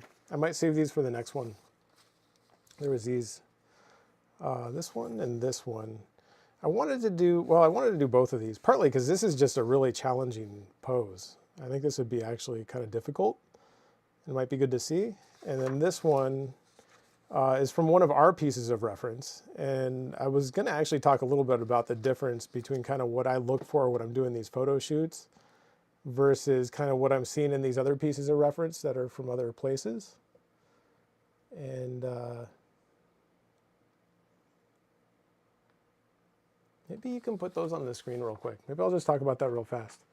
Right, so remember the first one we drew here? I don't know where it went. It disappeared. But yeah, if you look at the first one, right? If you look at that one, you'll notice that it's really difficult to figure out where the shadows are. Some of them are so washed out that you almost can't tell where the light stops and the shadow starts, you know? Like I've been doing this long enough, I can kind of tell, and there's areas where I'm not sure. You know, like is his oblique in shadow, but with like a bright highlight on it? It's hard to tell. It's really hard. And that comes from the fact that he's standing on white with a white background, white floor, white box. They probably have a bunch of fill lights in there as well. And then it looks like the key light's right up above him. And it's washing out all those shadows. Now, again, it's not like it's impossible to draw that. It's just way more advanced and not necessarily conducive to like a student type situation. You know, that would be like a very advanced student type situation in terms of that lighting. Great pose for just like a general figure drawing. But if you want to get into rendering, that is going to be a hard piece of reference. So if you switch to the other one, oh, that one we talked about. That one has like some photographic distortion going on. And then, yeah, try 4. Oh, no, that one. That's one that I shot, right? And we had to censor these things because I don't know what the rules are on that. But you can see how clear it is. We know exactly what's in shadow, what's in light. It's a single light source. The fill light, I didn't put like a specific fill light on there. I just kind of left the lights in the room on, and that seemed to be enough. And it's way more clear, right? Like there's no question about what's in shadow and what's not in that piece of reference. And there's areas where the shadows are maybe a little bit dark, but that's pretty easy to account for overall and adjust here and there, you know, in terms of like adjusting our value scale and applying it. So I don't know, just something to think about when you're looking at reference, because it's very confusing. There's a ton of reference packs out there you can buy, and they all have different types of lighting. They all have different types of poses. And you can see just from looking at these that the reference that you pick to work from is going to make a huge difference, because you might have to change it a lot. You might not. You might have to adjust the lighting. You might not. And it's tough, you know, so you have to start to learn to recognize when that's happening and when it's not, and learn to see what you're looking at, right? And analyze a photo. Look at the photo and say, does the head feel big? Does it feel like he has one really long arm? You know, like, yeah, I don't know. That's pretty much it. I'll stop going on about reference. I think we're pretty much done. And I'll save these other 2 for next week. I don't know about next week, but the next time we do a critique stream, I'm not sure when that'll be exactly. But It's coming eventually. Oh, there's a comment from Fabiano. Yeah. He's saying that he was waiting for you to critique his drawing. He's bummed out. Oh. So let me see. Let me read his full comment here. I did too much talking. No. Sorry, Fabiano. Oh my gosh. I talked so much that I only got through 2 of these. Yours was actually the next one I was going to do because I wanted to compare. He says, please just point out something the reference about it. stuff. Can you give him something kind of quick? Yeah. Here, we can do a quick version. Okay. Yeah, he watched a long Can time you? to not get a critique. Can you look at the receiver for the microphone right there and see if my no like on the table. On the table? Yeah, next to the mouse, in front of it and to the right. This one? Yep, and then see what the batteries are like on there. You might have to hit the button. I think it lights up if you hit the button. Which button? I don't want to The turn it off. bottom button. Just click it once. Oh, batteries. It's okay. On both of them? Oh. There should be 2. Number 1 is okay. Number 2 has like nothing in it. Is it red? No, it's just not on. That might. Well, it's on because the microphone's on.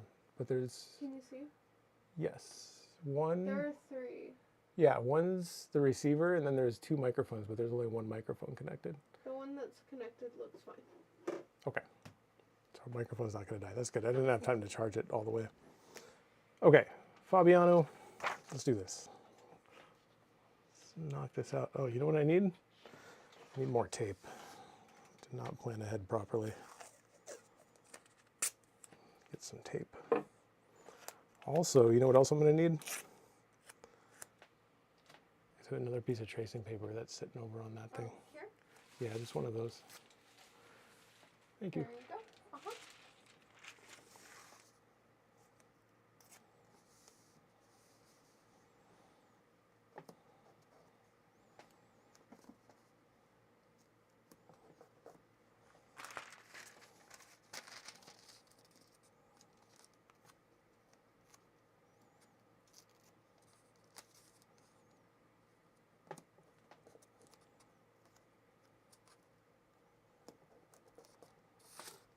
Okay, let me find this reference on my computer. There we go. So, Fabiano, I like the top half quite a bit, right? My first thought when I look at it, without even looking at the reference, right? I just glance at it. This top section feels big in comparison to the bottom section, right? Like these legs feel small compared to what's going on up here. So we'll need to adjust that. It seems like you kind of did your typical, or at least what's typical for me, is marking like the bottom of the pose, the top of the pose, probably finding your halfway point. So we'd have to be careful. That means when you did those measurements, maybe something was off, or maybe you just made things too wide up here and then kind of tried to squeeze the legs into this area here. You know, there's a number of ways that this can happen. Yeah, so we're going to have to kind of shrink this stuff a little bit, especially this arm feels big. But what's interesting, if I just look at this up here, this feels pretty good, right? Things are shrinking as they go down. So we need to be really careful with that. Your anatomy, not bad, right? Like I like the way a lot of this stuff is locking together. I think it's working really well. It could be maybe a little more careful in this area, but that is a really difficult area right there, right? Like that kind of armpit type area to get everything to interact properly is not easy. So we can talk about that a little bit. How about, let's do this. I'll adjust the overall proportions real quick, and then we'll just do a little bit of anatomy on the back and see if we can, we'll probably leave it at that. So his head, here, I'll start the same way, right? Because this is kind of what I usually do. If I'm teaching a class, working from reference, we need some actual reference points to kind of start our drawing. So I'm going to mark, get this whole thing on here. There we go. Mark kind of like where the top of the head's going to be, where the bottom of the foot's going to be, what's the halfway point between those 2 points, right? Which is going to be roughly a little bit lower, right about there. You know, and then I'm going to lean over to the reference and actually measure and figure out where that halfway point is on the reference photo and where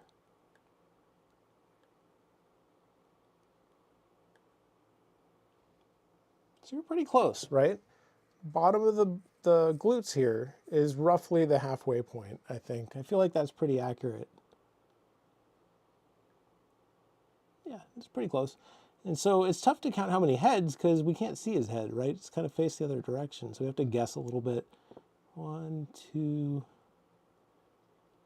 maybe 3.5 heads down to our halfway point. 1, 2, 3. That's about right. I think that's pretty close. So your head, it's not bad. I think what's going on with the head really is that it's too wide. And I don't know, let's see. Let's see what's going on here. So this head I think needs to be thinner and longer. Right, so we'll have kind of like this cranial mass shape up here. It's going to kind of drop down this way a bit. Get the jaw kind of coming back this way a little bit. And remember, we're seeing this from the back here, so we're going to have some of this trapezius.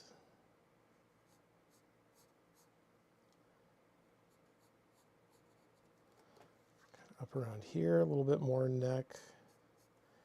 Coming up on this side, right? Remember, this is kind of like a cylindrical form that kind of wraps up and connects to the back of his head. Got a pretty big angle to the shoulders here, right? So we're going to get a little bit of trapezius sticking out on this side. Right, kind of coming out here, angling down here. And then on this side, it's coming out farther, right? Because he has this shoulder pulled back, which is a little bit awkward, but he's pulling this shoulder back, and so it's kind of shrinking this part of the trapezius a little bit, and then kind of making this part a little bit bigger.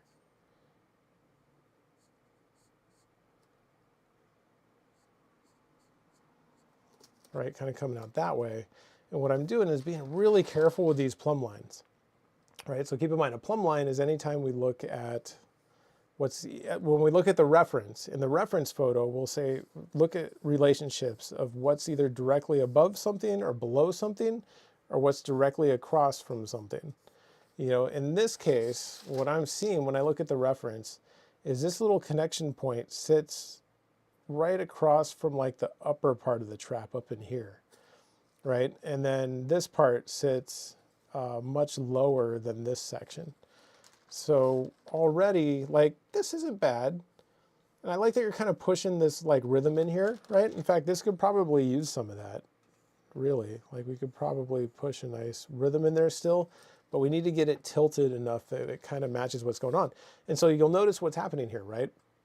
What's happening is we're taking the trapezius and shifting it up a little bit and making it, I don't know about more narrow, but definitely pulling it up just a little and then shrinking the head, you know, so smaller head. From here, get a little bit of center line on here. Just basically coming down here and then wrapping around this way. Right, and then I want to use a plumb line again and say, okay, where does our center line end? It's going to end at the sacrum. So I say, what is directly above the sacrum? It's basically right here, right? So our sacrum is going to sit up here. And it sits not totally level. It has a little bit of an angle to it.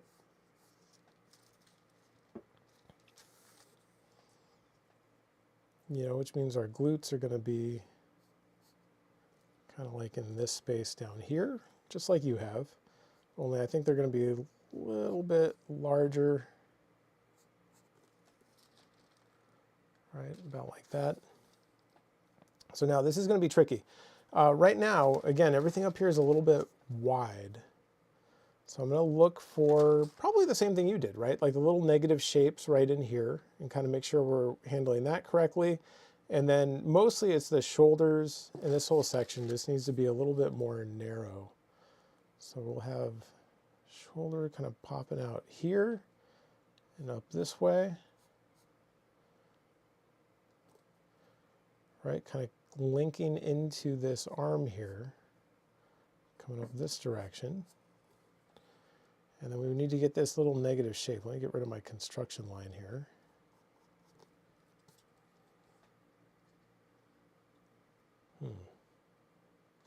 Okay.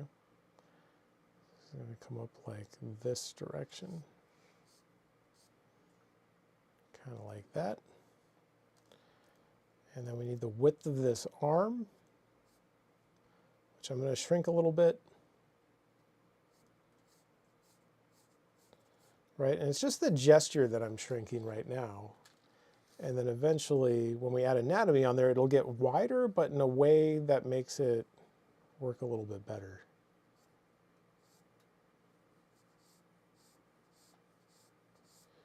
Right, we get this arm coming back towards us with the hand kind of sitting out here.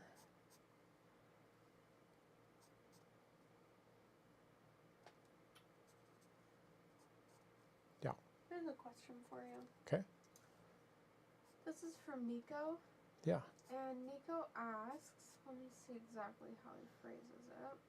He says, how does the angle and distance of where your paper sit affect how you measure and draw? Oh, that's a good question. Yeah. So they were asking about how the angle of the paper measures how I measure and draw. And the answer is a lot. It really affects things, right? So you have to kind of really logically think through what we're looking at here. And the mistake that I used to make a lot, and the one that I still see other students make a lot, is when it comes to measuring, if I zoom out here, there's this weird effect where, like say, okay, so here's our halfway point. Here was that top mark I made. Notice if I do this and this, that looks like it lines up, right? It lines up here, lines up there. That's my measurement. Seems pretty straightforward until you realize that the camera is set so it's looking straight down at this thing, right? So the camera is not really picking up any distortion in our measuring, but I'm looking at it from an angle. When I look at this, what I'm seeing is my finger. When I look at my finger right here, it's actually aligning more like here, right? Because I'm looking at my finger from an angle. And so what's interesting and what I've noticed over the years is when I measure that, when I try and use my finger as a measuring point, and if my pencil isn't like right on the paper, it'll happen as well, you get a lot of distortion in your measurements. And that is tricky to deal with, definitely. And you kind of have to learn to recognize when that's happening. And what's tricky is, so right now I'm looking up at this part of the page, and yet when I look down at this part, I'm looking pretty much right at it, kind of like the camera is, right? Because my head rotates, you know, so when I look up, I'm looking at an angle here. When I look down, I'm looking straight down on this part. And so that distorts your measuring, you know, like I said, right here, this looks to me like it's sitting more like up there. When I move down here and do this, that wasn't the exact halfway point, but basically now, hang on, find where that halfway point actually was. It was up here. So there's our halfway point, right? Now, to me, that looks off, but on the camera, it looks right. And then if I do this bottom part on the camera, again, it looks right. But now it looks right when I look at it, right? Like now, when I look straight down at this point, it's lining up the same way it is with the camera.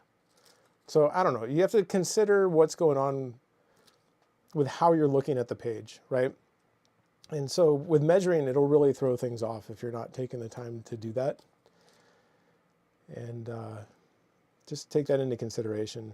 I really started noticing it actually when I started this school. I used to always have problems measuring. I used to have to shrink the head. Usually what happens is when you measure like this, and this happens even way more dramatically if you're doing this in person with a live model, and you're like looking up at them and trying to measure things, like there's a ton of distortion that occurs.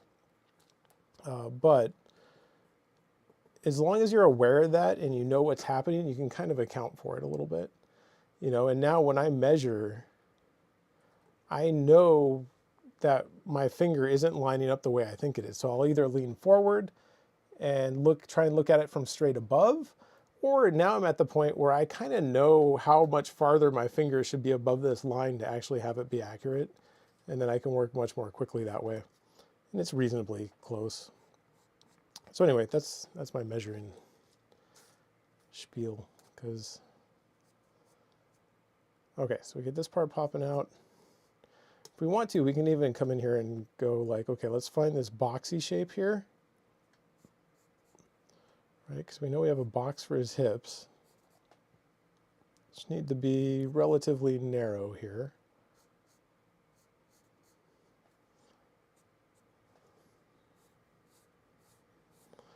Right, and then we have a rib cage up in here. And he's very short-waisted. His rib cage basically just bumps right up against his hips.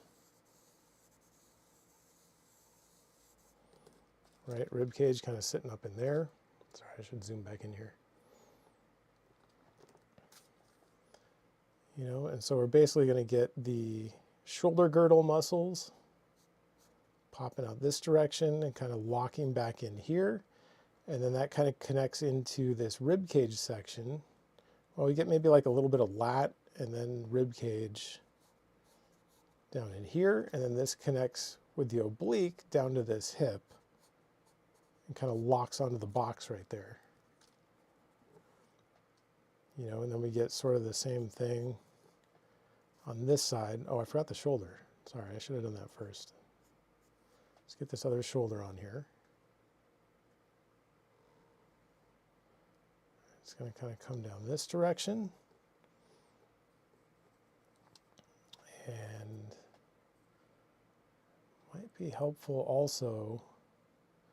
Gosh, this is tough. So his shoulder blade on this side is being pulled up and around the side, right? Because our shoulder blades can move all over the place depending on how we move our arm. If we pull our arm way up like that, it's going to swing the shoulder blade partly around the rib cage this way and also up, right? So here we're just seeing like a little bit of shoulder blade hidden in that area, basically. On this side, it's much more prominent. It's being pulled down, which is a little weird. Kind of, it's hard to tell exactly what's going on with it on this side, but it's kind of doing this. And I think sitting in here like this. You know, kind of sitting like that.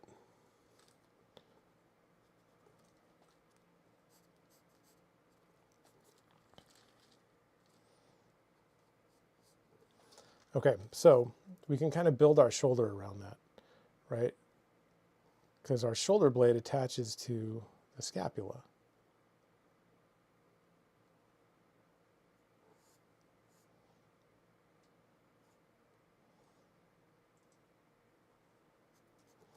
Right, kind of sitting out that way. He's got a pretty big shoulder.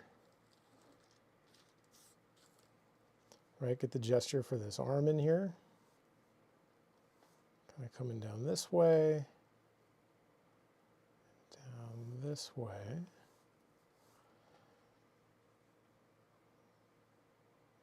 Remember our negative shape, right? Like this feels really long right here compared to what I'm seeing in the reference. Right, this is a shorter distance, so we're going to have to pull this arm back.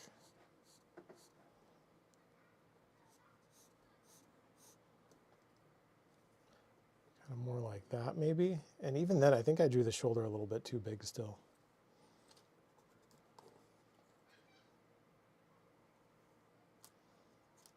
I'll leave it for now, let's see how that works. You know, so then we get the lat. Wrapping around, well, kind of. What we're actually going to get is teres major cutting through here, and then the lat kind of coming from underneath there. Wrapping around this way, and then again a little bit of oblique, popping out and grabbing onto the box. You know, so you can see we're kind of shrinking this part down a little bit. just a little bit, not like a ton, but enough that it feels like it matches this section down here a little bit more. You know, and then from there we can throw in the gesture for the legs, right? Which in this case, I'll maybe get a little bit more of the glute on here real quick. Also our sacrum sits kind of like up in here.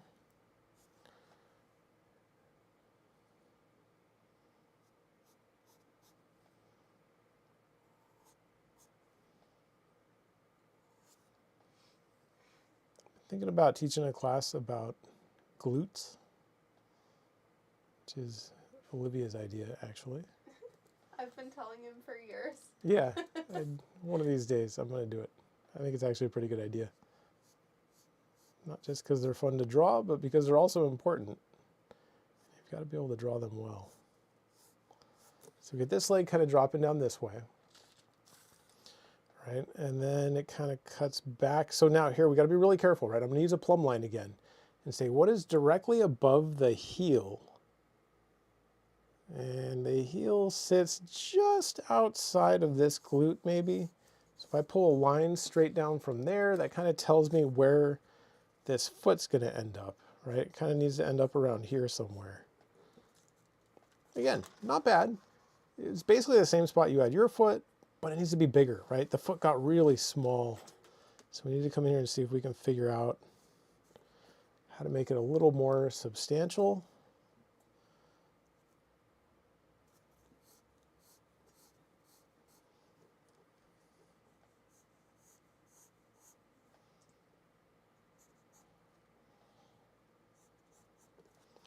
All right, it's going to sit kind of right down in there.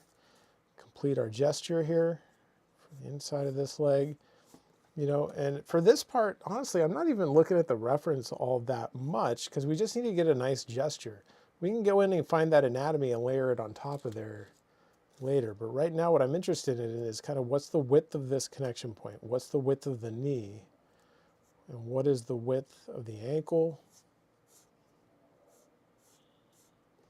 Which is, I don't know, maybe about like that.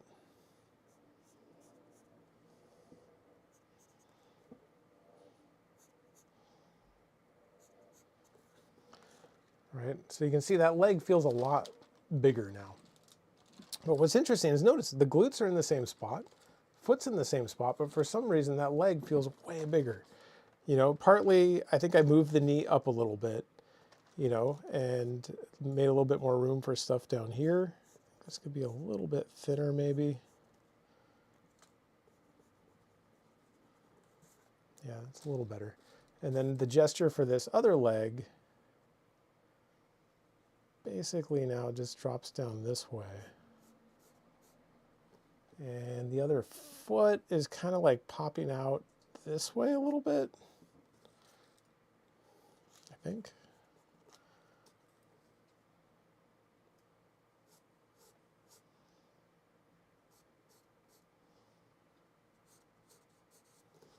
You know, that other foot's leg's going to sit right about in there, right? And we're seeing just a little bit of this foot kind of popping out that way. Okay, so from here, now we got to go in and add, well, first, this gesture portion is really important. I did a little bit more than gesture. I added a tiny bit of anatomy up in the torso, but this is really what we're going for that first step. You know, understand the pose, understand the widths, the lengths, all that kind of stuff. And once we get it working about right, you know, and kind of adjust those proportional issues, then we go back in and start figuring out like, okay, what's really going on here, right? This arm, why is this arm looks tiny, right? Well, the reason for that, because it's going away from us, right? So we're gonna have like a cylindrical type form up here. Kind of doing this sort of thing, right? And really show that perspective. Now, people always ask like, well, you know, is this something you have to draw forever? No, but it's something you have to understand really well in order to accurately get things to sit in space properly, you know. And so later, you know, if you're drawing your own stuff, you don't necessarily have to draw all this, but for your drawing to work, you have to understand it. And the only way to understand it is pretty much to draw it a lot. All right, get this part coming out towards us.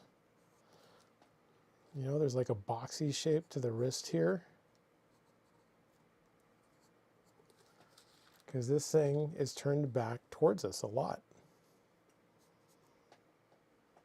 Yeah, his elbow sitting up here.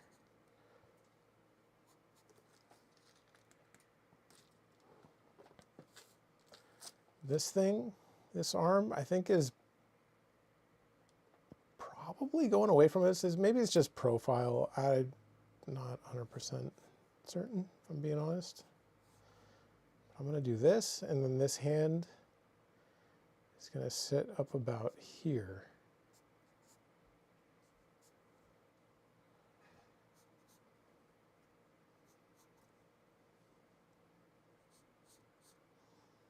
Better forearm shape. A little bit more elbow out here. All right, we're kind of looking up at this part a little bit. Get the wrist. Right, square off the wrist.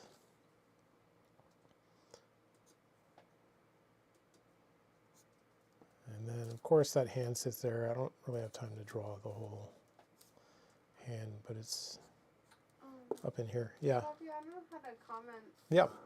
He says it seems like I was probably in too much of a hurry with the gesture and not careful enough. Yeah, I mean, that's pretty common, right? And so what I would say, just from looking at this, your comment of, you know, working through the gesture too quickly is probably true, right? Because people are usually in a hurry, at least as students, to get to the details, right? Like you want to get to the fun parts. And for some reason, for me, this is the fun part, but for most people, that's not the case. It's usually the rendering and all the cool finishing stuff that they want to do. And so they usually kind of rush through it to get to that point.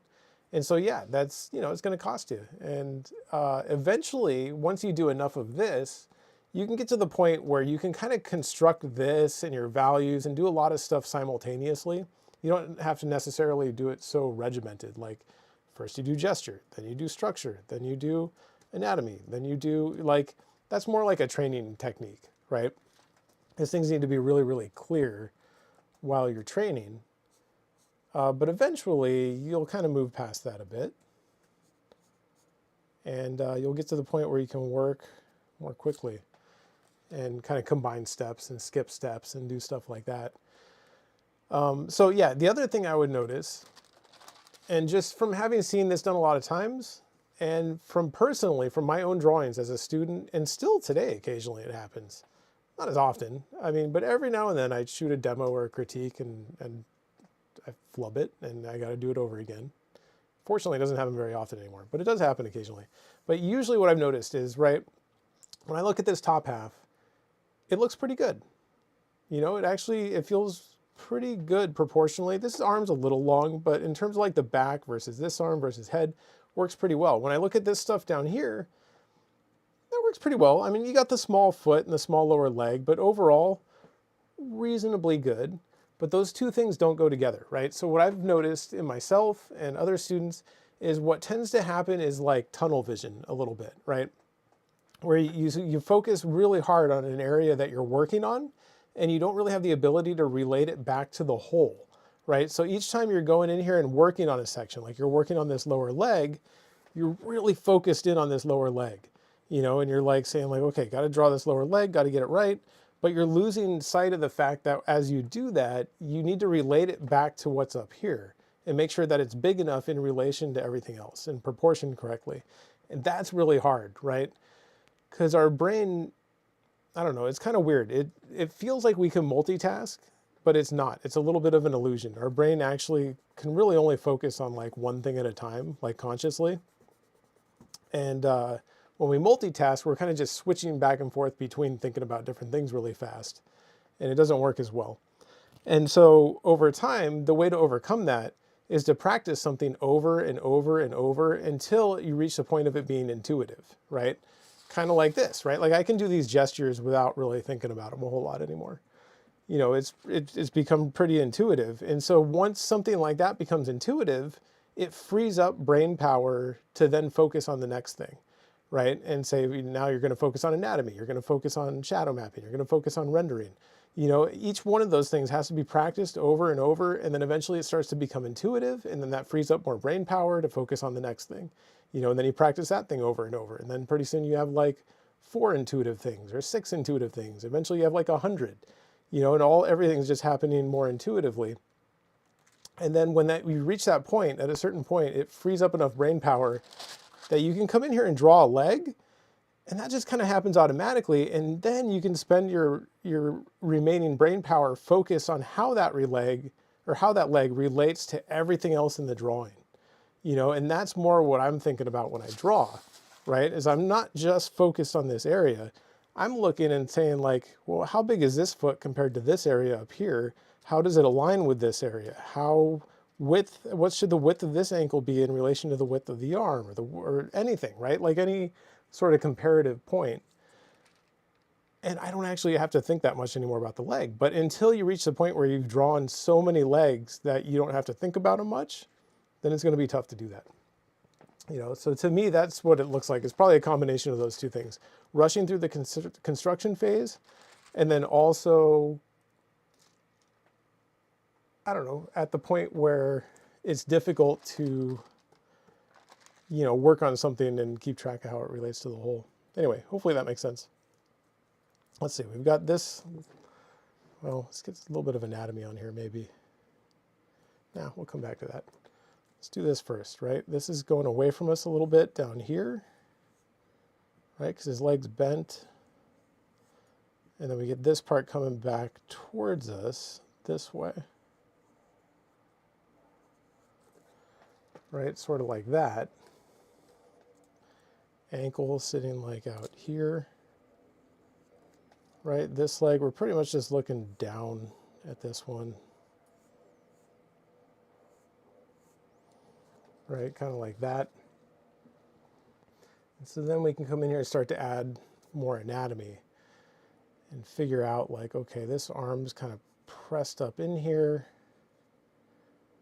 This bicep is kind of doing this. Kind of pressed up into here. We get tricep, pop it out this way. And then disappearing back behind this shoulder right there. You know, there's different heads to the shoulder, right? So we have kind of like the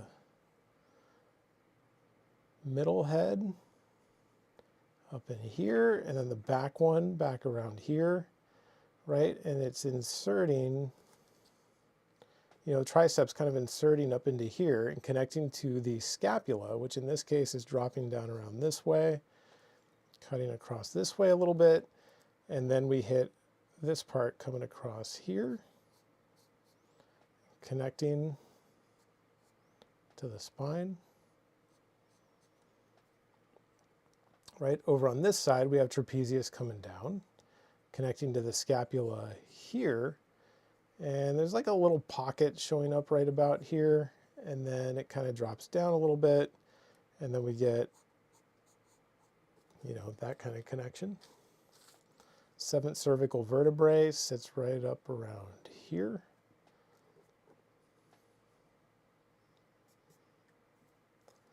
As I mentioned before, right, we're going to actually have teres major cutting across that way, infraspinatus cutting across that way. Probably not going to be seeing teres minor here because his muscles are pretty developed. It's tough to see teres minor. It doesn't always show up. But notice I have the arm, and specifically the tricep, inserting in between teres major, and it should be in between teres major and teres minor, right? But let's say we're just seeing like a little bit of teres minor, and then it's like inserting in between them. And then from there we can kind of pull the shape for the tricep. He has a really big tricep shape here. Okay, not quite that big, I overdid it.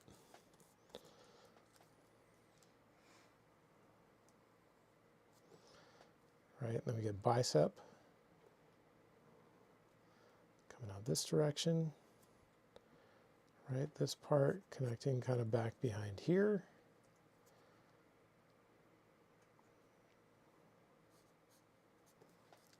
Probably enough. That arm, I think it might still be a little bit big now that I'm looking about it. I mean, I shrank it a bit, but it still feels large, unfortunately. I think I made that gesture just a little bit too wide. It's tough to account for, you know, it's one thing to say, here's our gesture, but then to account for like how big the muscles are going to be when you build on top of it, you know. Something that just takes practice. But you can see every now and then I draw it and it ends up a little bit off also. It's not like a totally perfect process.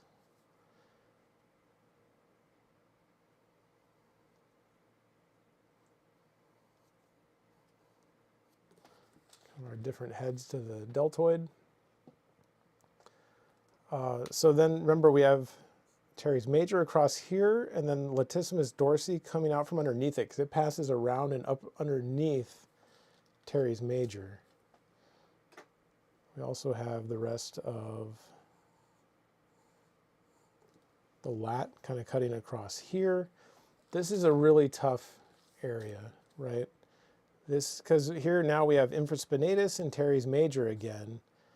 But what's really going on with those? It's tough to say, right? Like I think we're seeing some infraspinatus here, right? Kind of wrapping up around under that way. And then just like a little bit of teres major, probably pop it out around here. And then we get some of that lat connection, probably swinging around this direction. And then the lat, remember, is going and wrapping around, up and around teres major.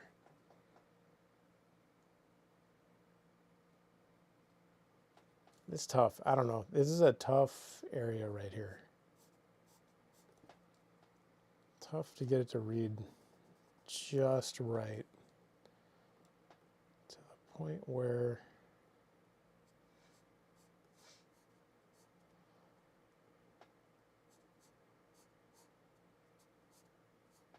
you know, and I'm playing that up a little bit to get that overlap to work. It's really not quite that clear in the reference. It's something you'll hit a lot where in the reference you're like, man, what is even going on here? This is actually isn't very clear at all. And then you'll have to clarify it.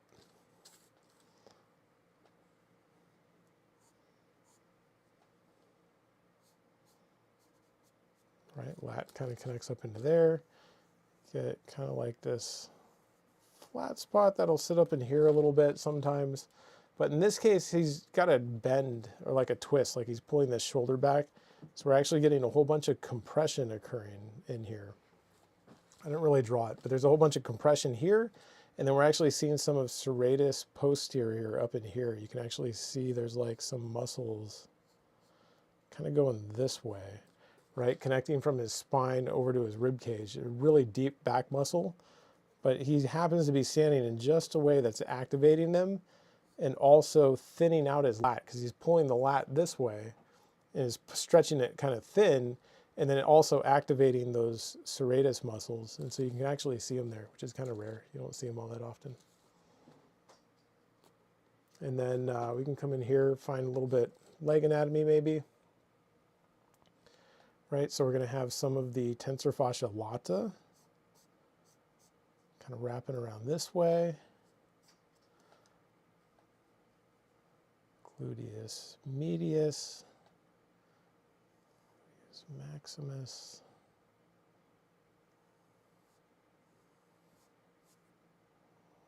Great trochanter kind of sitting up in there. Right, the hips, got to be really careful with the hips. I drew a box, right? But the back of the hips, when you look at the hips from the back, they're not actually that boxy. They're actually more of a rounded form. Kind of like that from the back. And then we can find some of this stuff, right? Get a little bit of the hamstring on here. Right, pulls down this direction. A little bit of the lateralis, right? Vastus lateralis, kind of popping out this way a bit. Get a little bit of the knee, kind of up in here. And then the calf is going to insert up into here and come out this way, right? Hit gastrocnemius and then soleus. You know, so knowing that anatomy really helps. I mean, it's really critical to getting this stuff to read properly.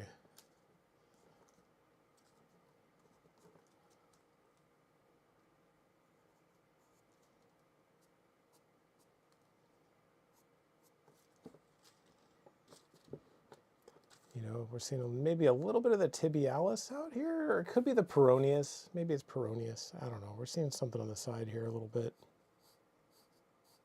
Not a lot, just a little bit. Right, kind of pulls down into there. This basically does this, which it's already doing. Inserts into here, and then the calf again pops out. Back, a little bit of soleus.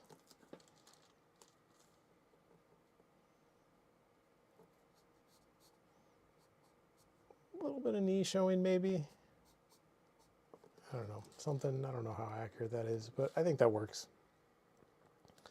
You know, this needs to have calf also inserting up into here.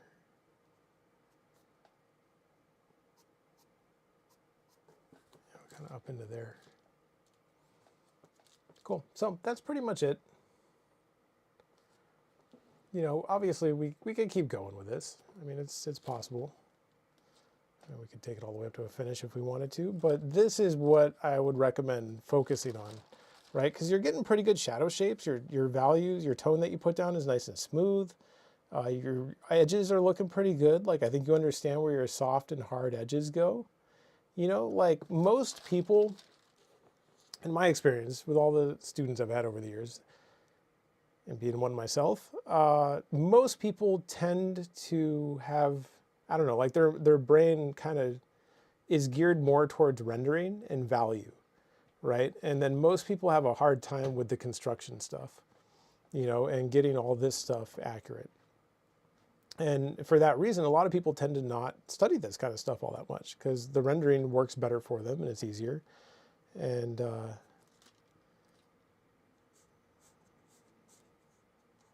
yeah. For some reason, I was the opposite. Like, to me, this is easier than the rendering aspect, but for most people, that's not the case. Rendering took me a long time to get figured out. I'm still not like the best at it. I'm a lot better than I used to be, but it's not like my strongest area. Fabiano left a comment here. Yeah. He says, Brian, thank you so much for the critique. It's a pleasure to see you drawing. In addition to subscribing to the library, as soon as I can, I will enroll in one of the courses. That's cool. You're very generous, in addition to being the most objective and clear teacher of drawing. Cheers. Awesome. Fabiano, I appreciate that. And yeah, that's awesome.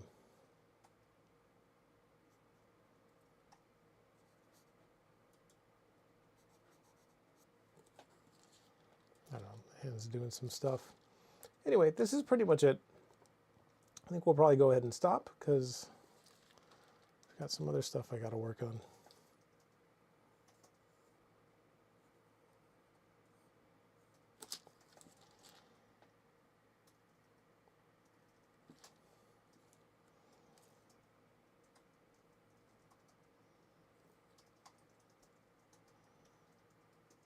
I don't know. I want to put a little bit of this in. Just a little bit of this compression that's happening up in here. Can't help myself. It looks a little bit odd without it because he has his shoulder and arm pulled back and dropped low. And yet without that compression in there, it doesn't help show that really. You know, so we got to come in here and see if we can figure out how to get, right, we get the lat coming in, a little bit of rib cage. And it's kind of wrapping up around this way where we get that compression happening.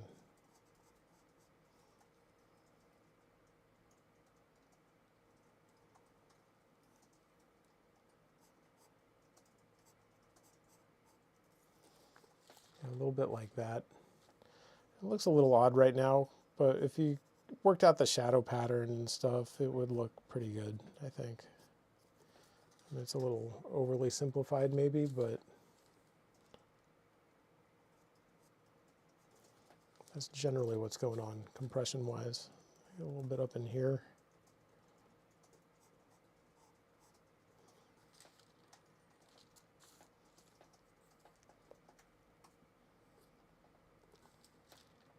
Anyway, that's pretty much it. So we're going to go ahead and stop. This has been going on for a while. Hopefully that helps. And for those of you that are still watching, this is basically the critique process that we go through for the school, right? Like if you sign up for one of our 5-week classes, you know, because we have different things we offer. There's like the subscription library that basically has all of our past demos from previous terms. And then, you know, the 5-week classes where there's constantly new classes coming up. If you take one of those 5-week classes, you know, you can choose between like gold level or silver level. Silver level can watch the demos and watch the critique videos, but without their work being in the critique video. You can just watch other people's critiques.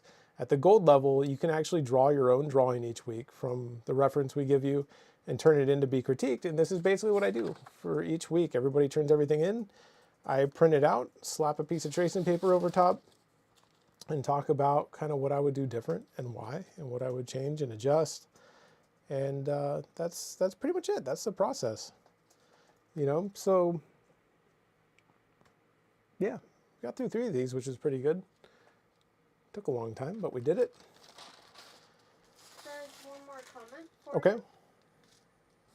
There is a comment from Jesse who says, stopping by to say thank you so much for putting these crits out here. A lot of valuable stuff. Cool. Appreciate that, Jesse. Also, Matthew had a question which I answered, but Yeah. maybe you can answer also. Okay. He asked, do you guys give classes on figure construction?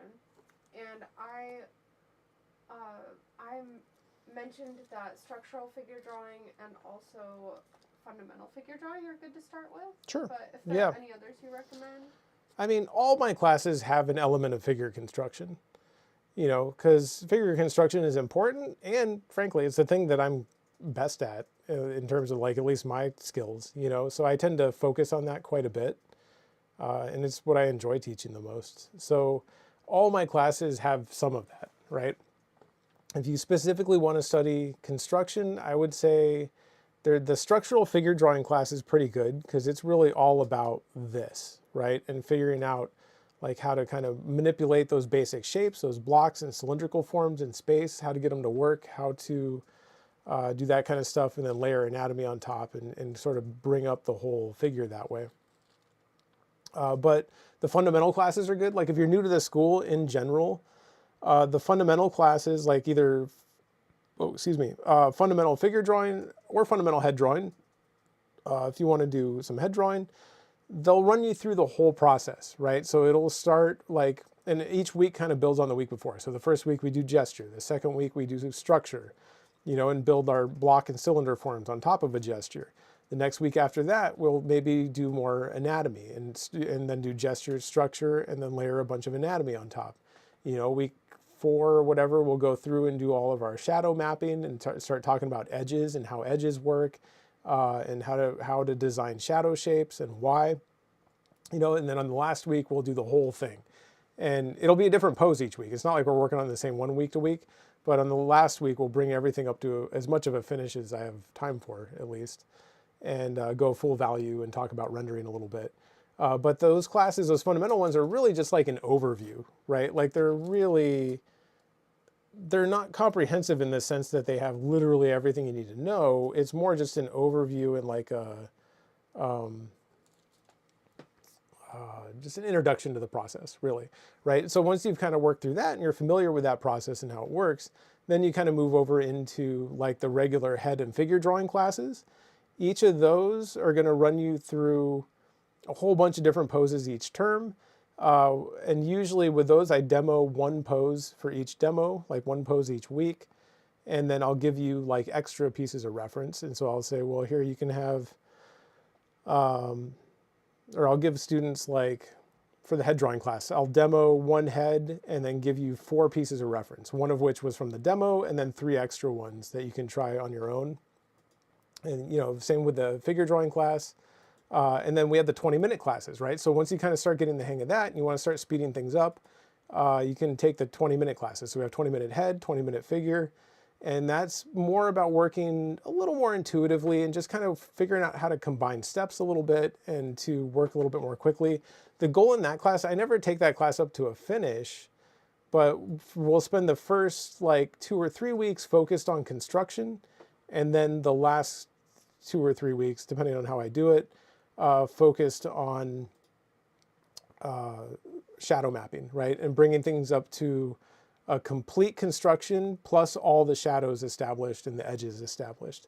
And the idea with that is if we can get all that done in the first 20 minutes, then all the extra time we have, like if we were in an actual class, like a 3-hour class, like with a live model or something, you would want to be able to get through that first construction part really fast and then spend the rest of that time just carefully rendering, because rendering should be the long part ultimately. But that's basically it. The anatomy classes are important too, right? The way that I run the anatomy classes is we spend week 1 going over all the anatomy on whatever we're studying, right? Like if it's there, I call them like structural anatomy arms, or structural anatomy legs, structural anatomy torso, and then structural anatomy hands, feet. I did a head and neck one, but I think I'm going to switch that for actually like a Bridgman type anatomy class that we'll do. And then from there, so yeah, week 1, we'll go over all the anatomy on that part. Like say we're doing arms, right? We go over all the anatomy on week 1. Then the next 4 weeks are figuring out how to apply that information to actually drawing arms. So the first week will be maybe a little boring, but we go through every single bone and muscle in the arm. And then after that, we'll do a week of like gesture, right? And say, how do we draw arms gesturally, right? And then we'll do a week of like structure. What's the structure of the arm? And then how do we start layering anatomy on top of those things, right? So it's like a more practical approach to anatomy a little bit. Anyway, that's what I would recommend. I don't know. I talked a lot. I don't know how much that helped, but that's my answer. And yeah, that's pretty much it.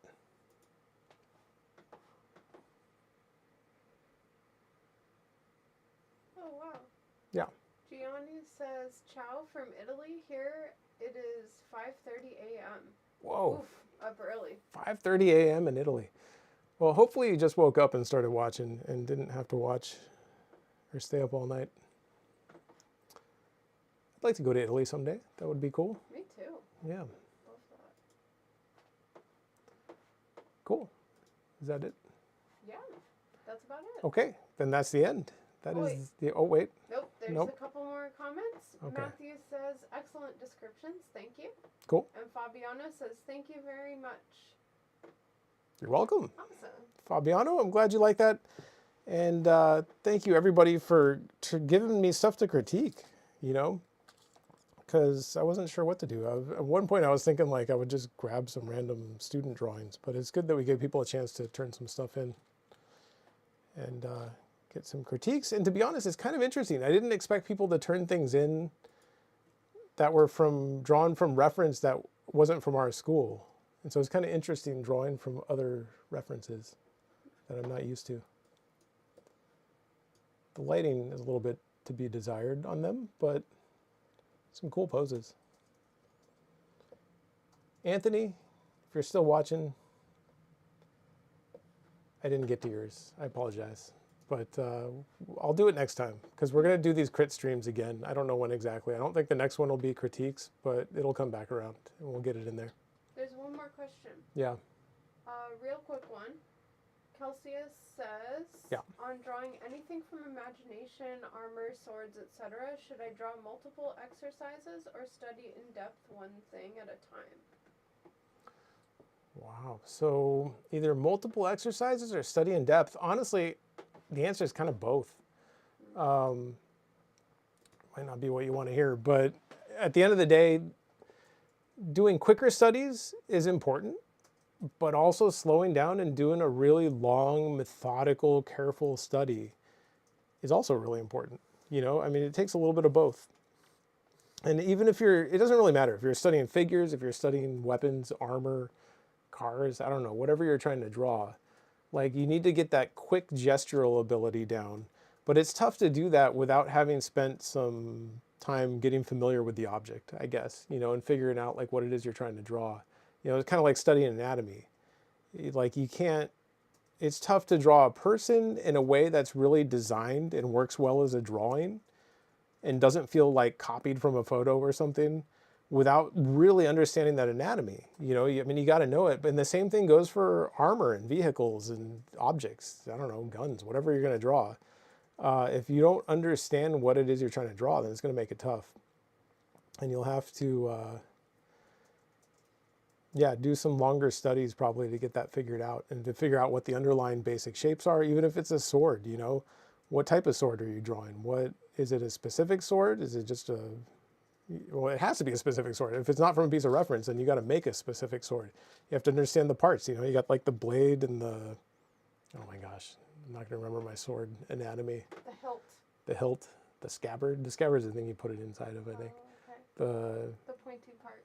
The handle. I don't think it's called a handle, but yeah. A little part on the back. Some of them have like a little guard thing to like kind of guard your hand. Yeah, and then you got to understand those forms really well. So at the end of the day, I would say both, unfortunately. Then the question is, well, how much of each one do you do? And it depends on what your weakness is, right? Like, I would say pick whatever you're worst at and go study it. That's kind of what I did, right? Like, I wasn't drawing swords, but I was drawing people. And I would, you know, I would draw a person and I'd be like, dang, I'm really bad at legs. I like, the rest of it's okay. These legs and knees are really bad, you know? So then I would go in and do a bunch of knee studies and leg studies and try and get that figured out. And then the legs would get better. And then I'd do another drawing and look and think like, gosh, now the arms seem bad. And they weren't any worse than before, but now in comparison to the legs that I got better at, the arms seem bad. So then I go do more arm studies. You know, and then torso studies, and then eventually you kind of like bring everything around to kind of work together, hopefully. It's kind of the idea. Anyway, that's my answer. I think we got to go. It's time. Thanks for chatting, everyone. Yeah, thanks for watching. I appreciate it, and I will see you guys next time. Bye. Oh yeah, I can exit that.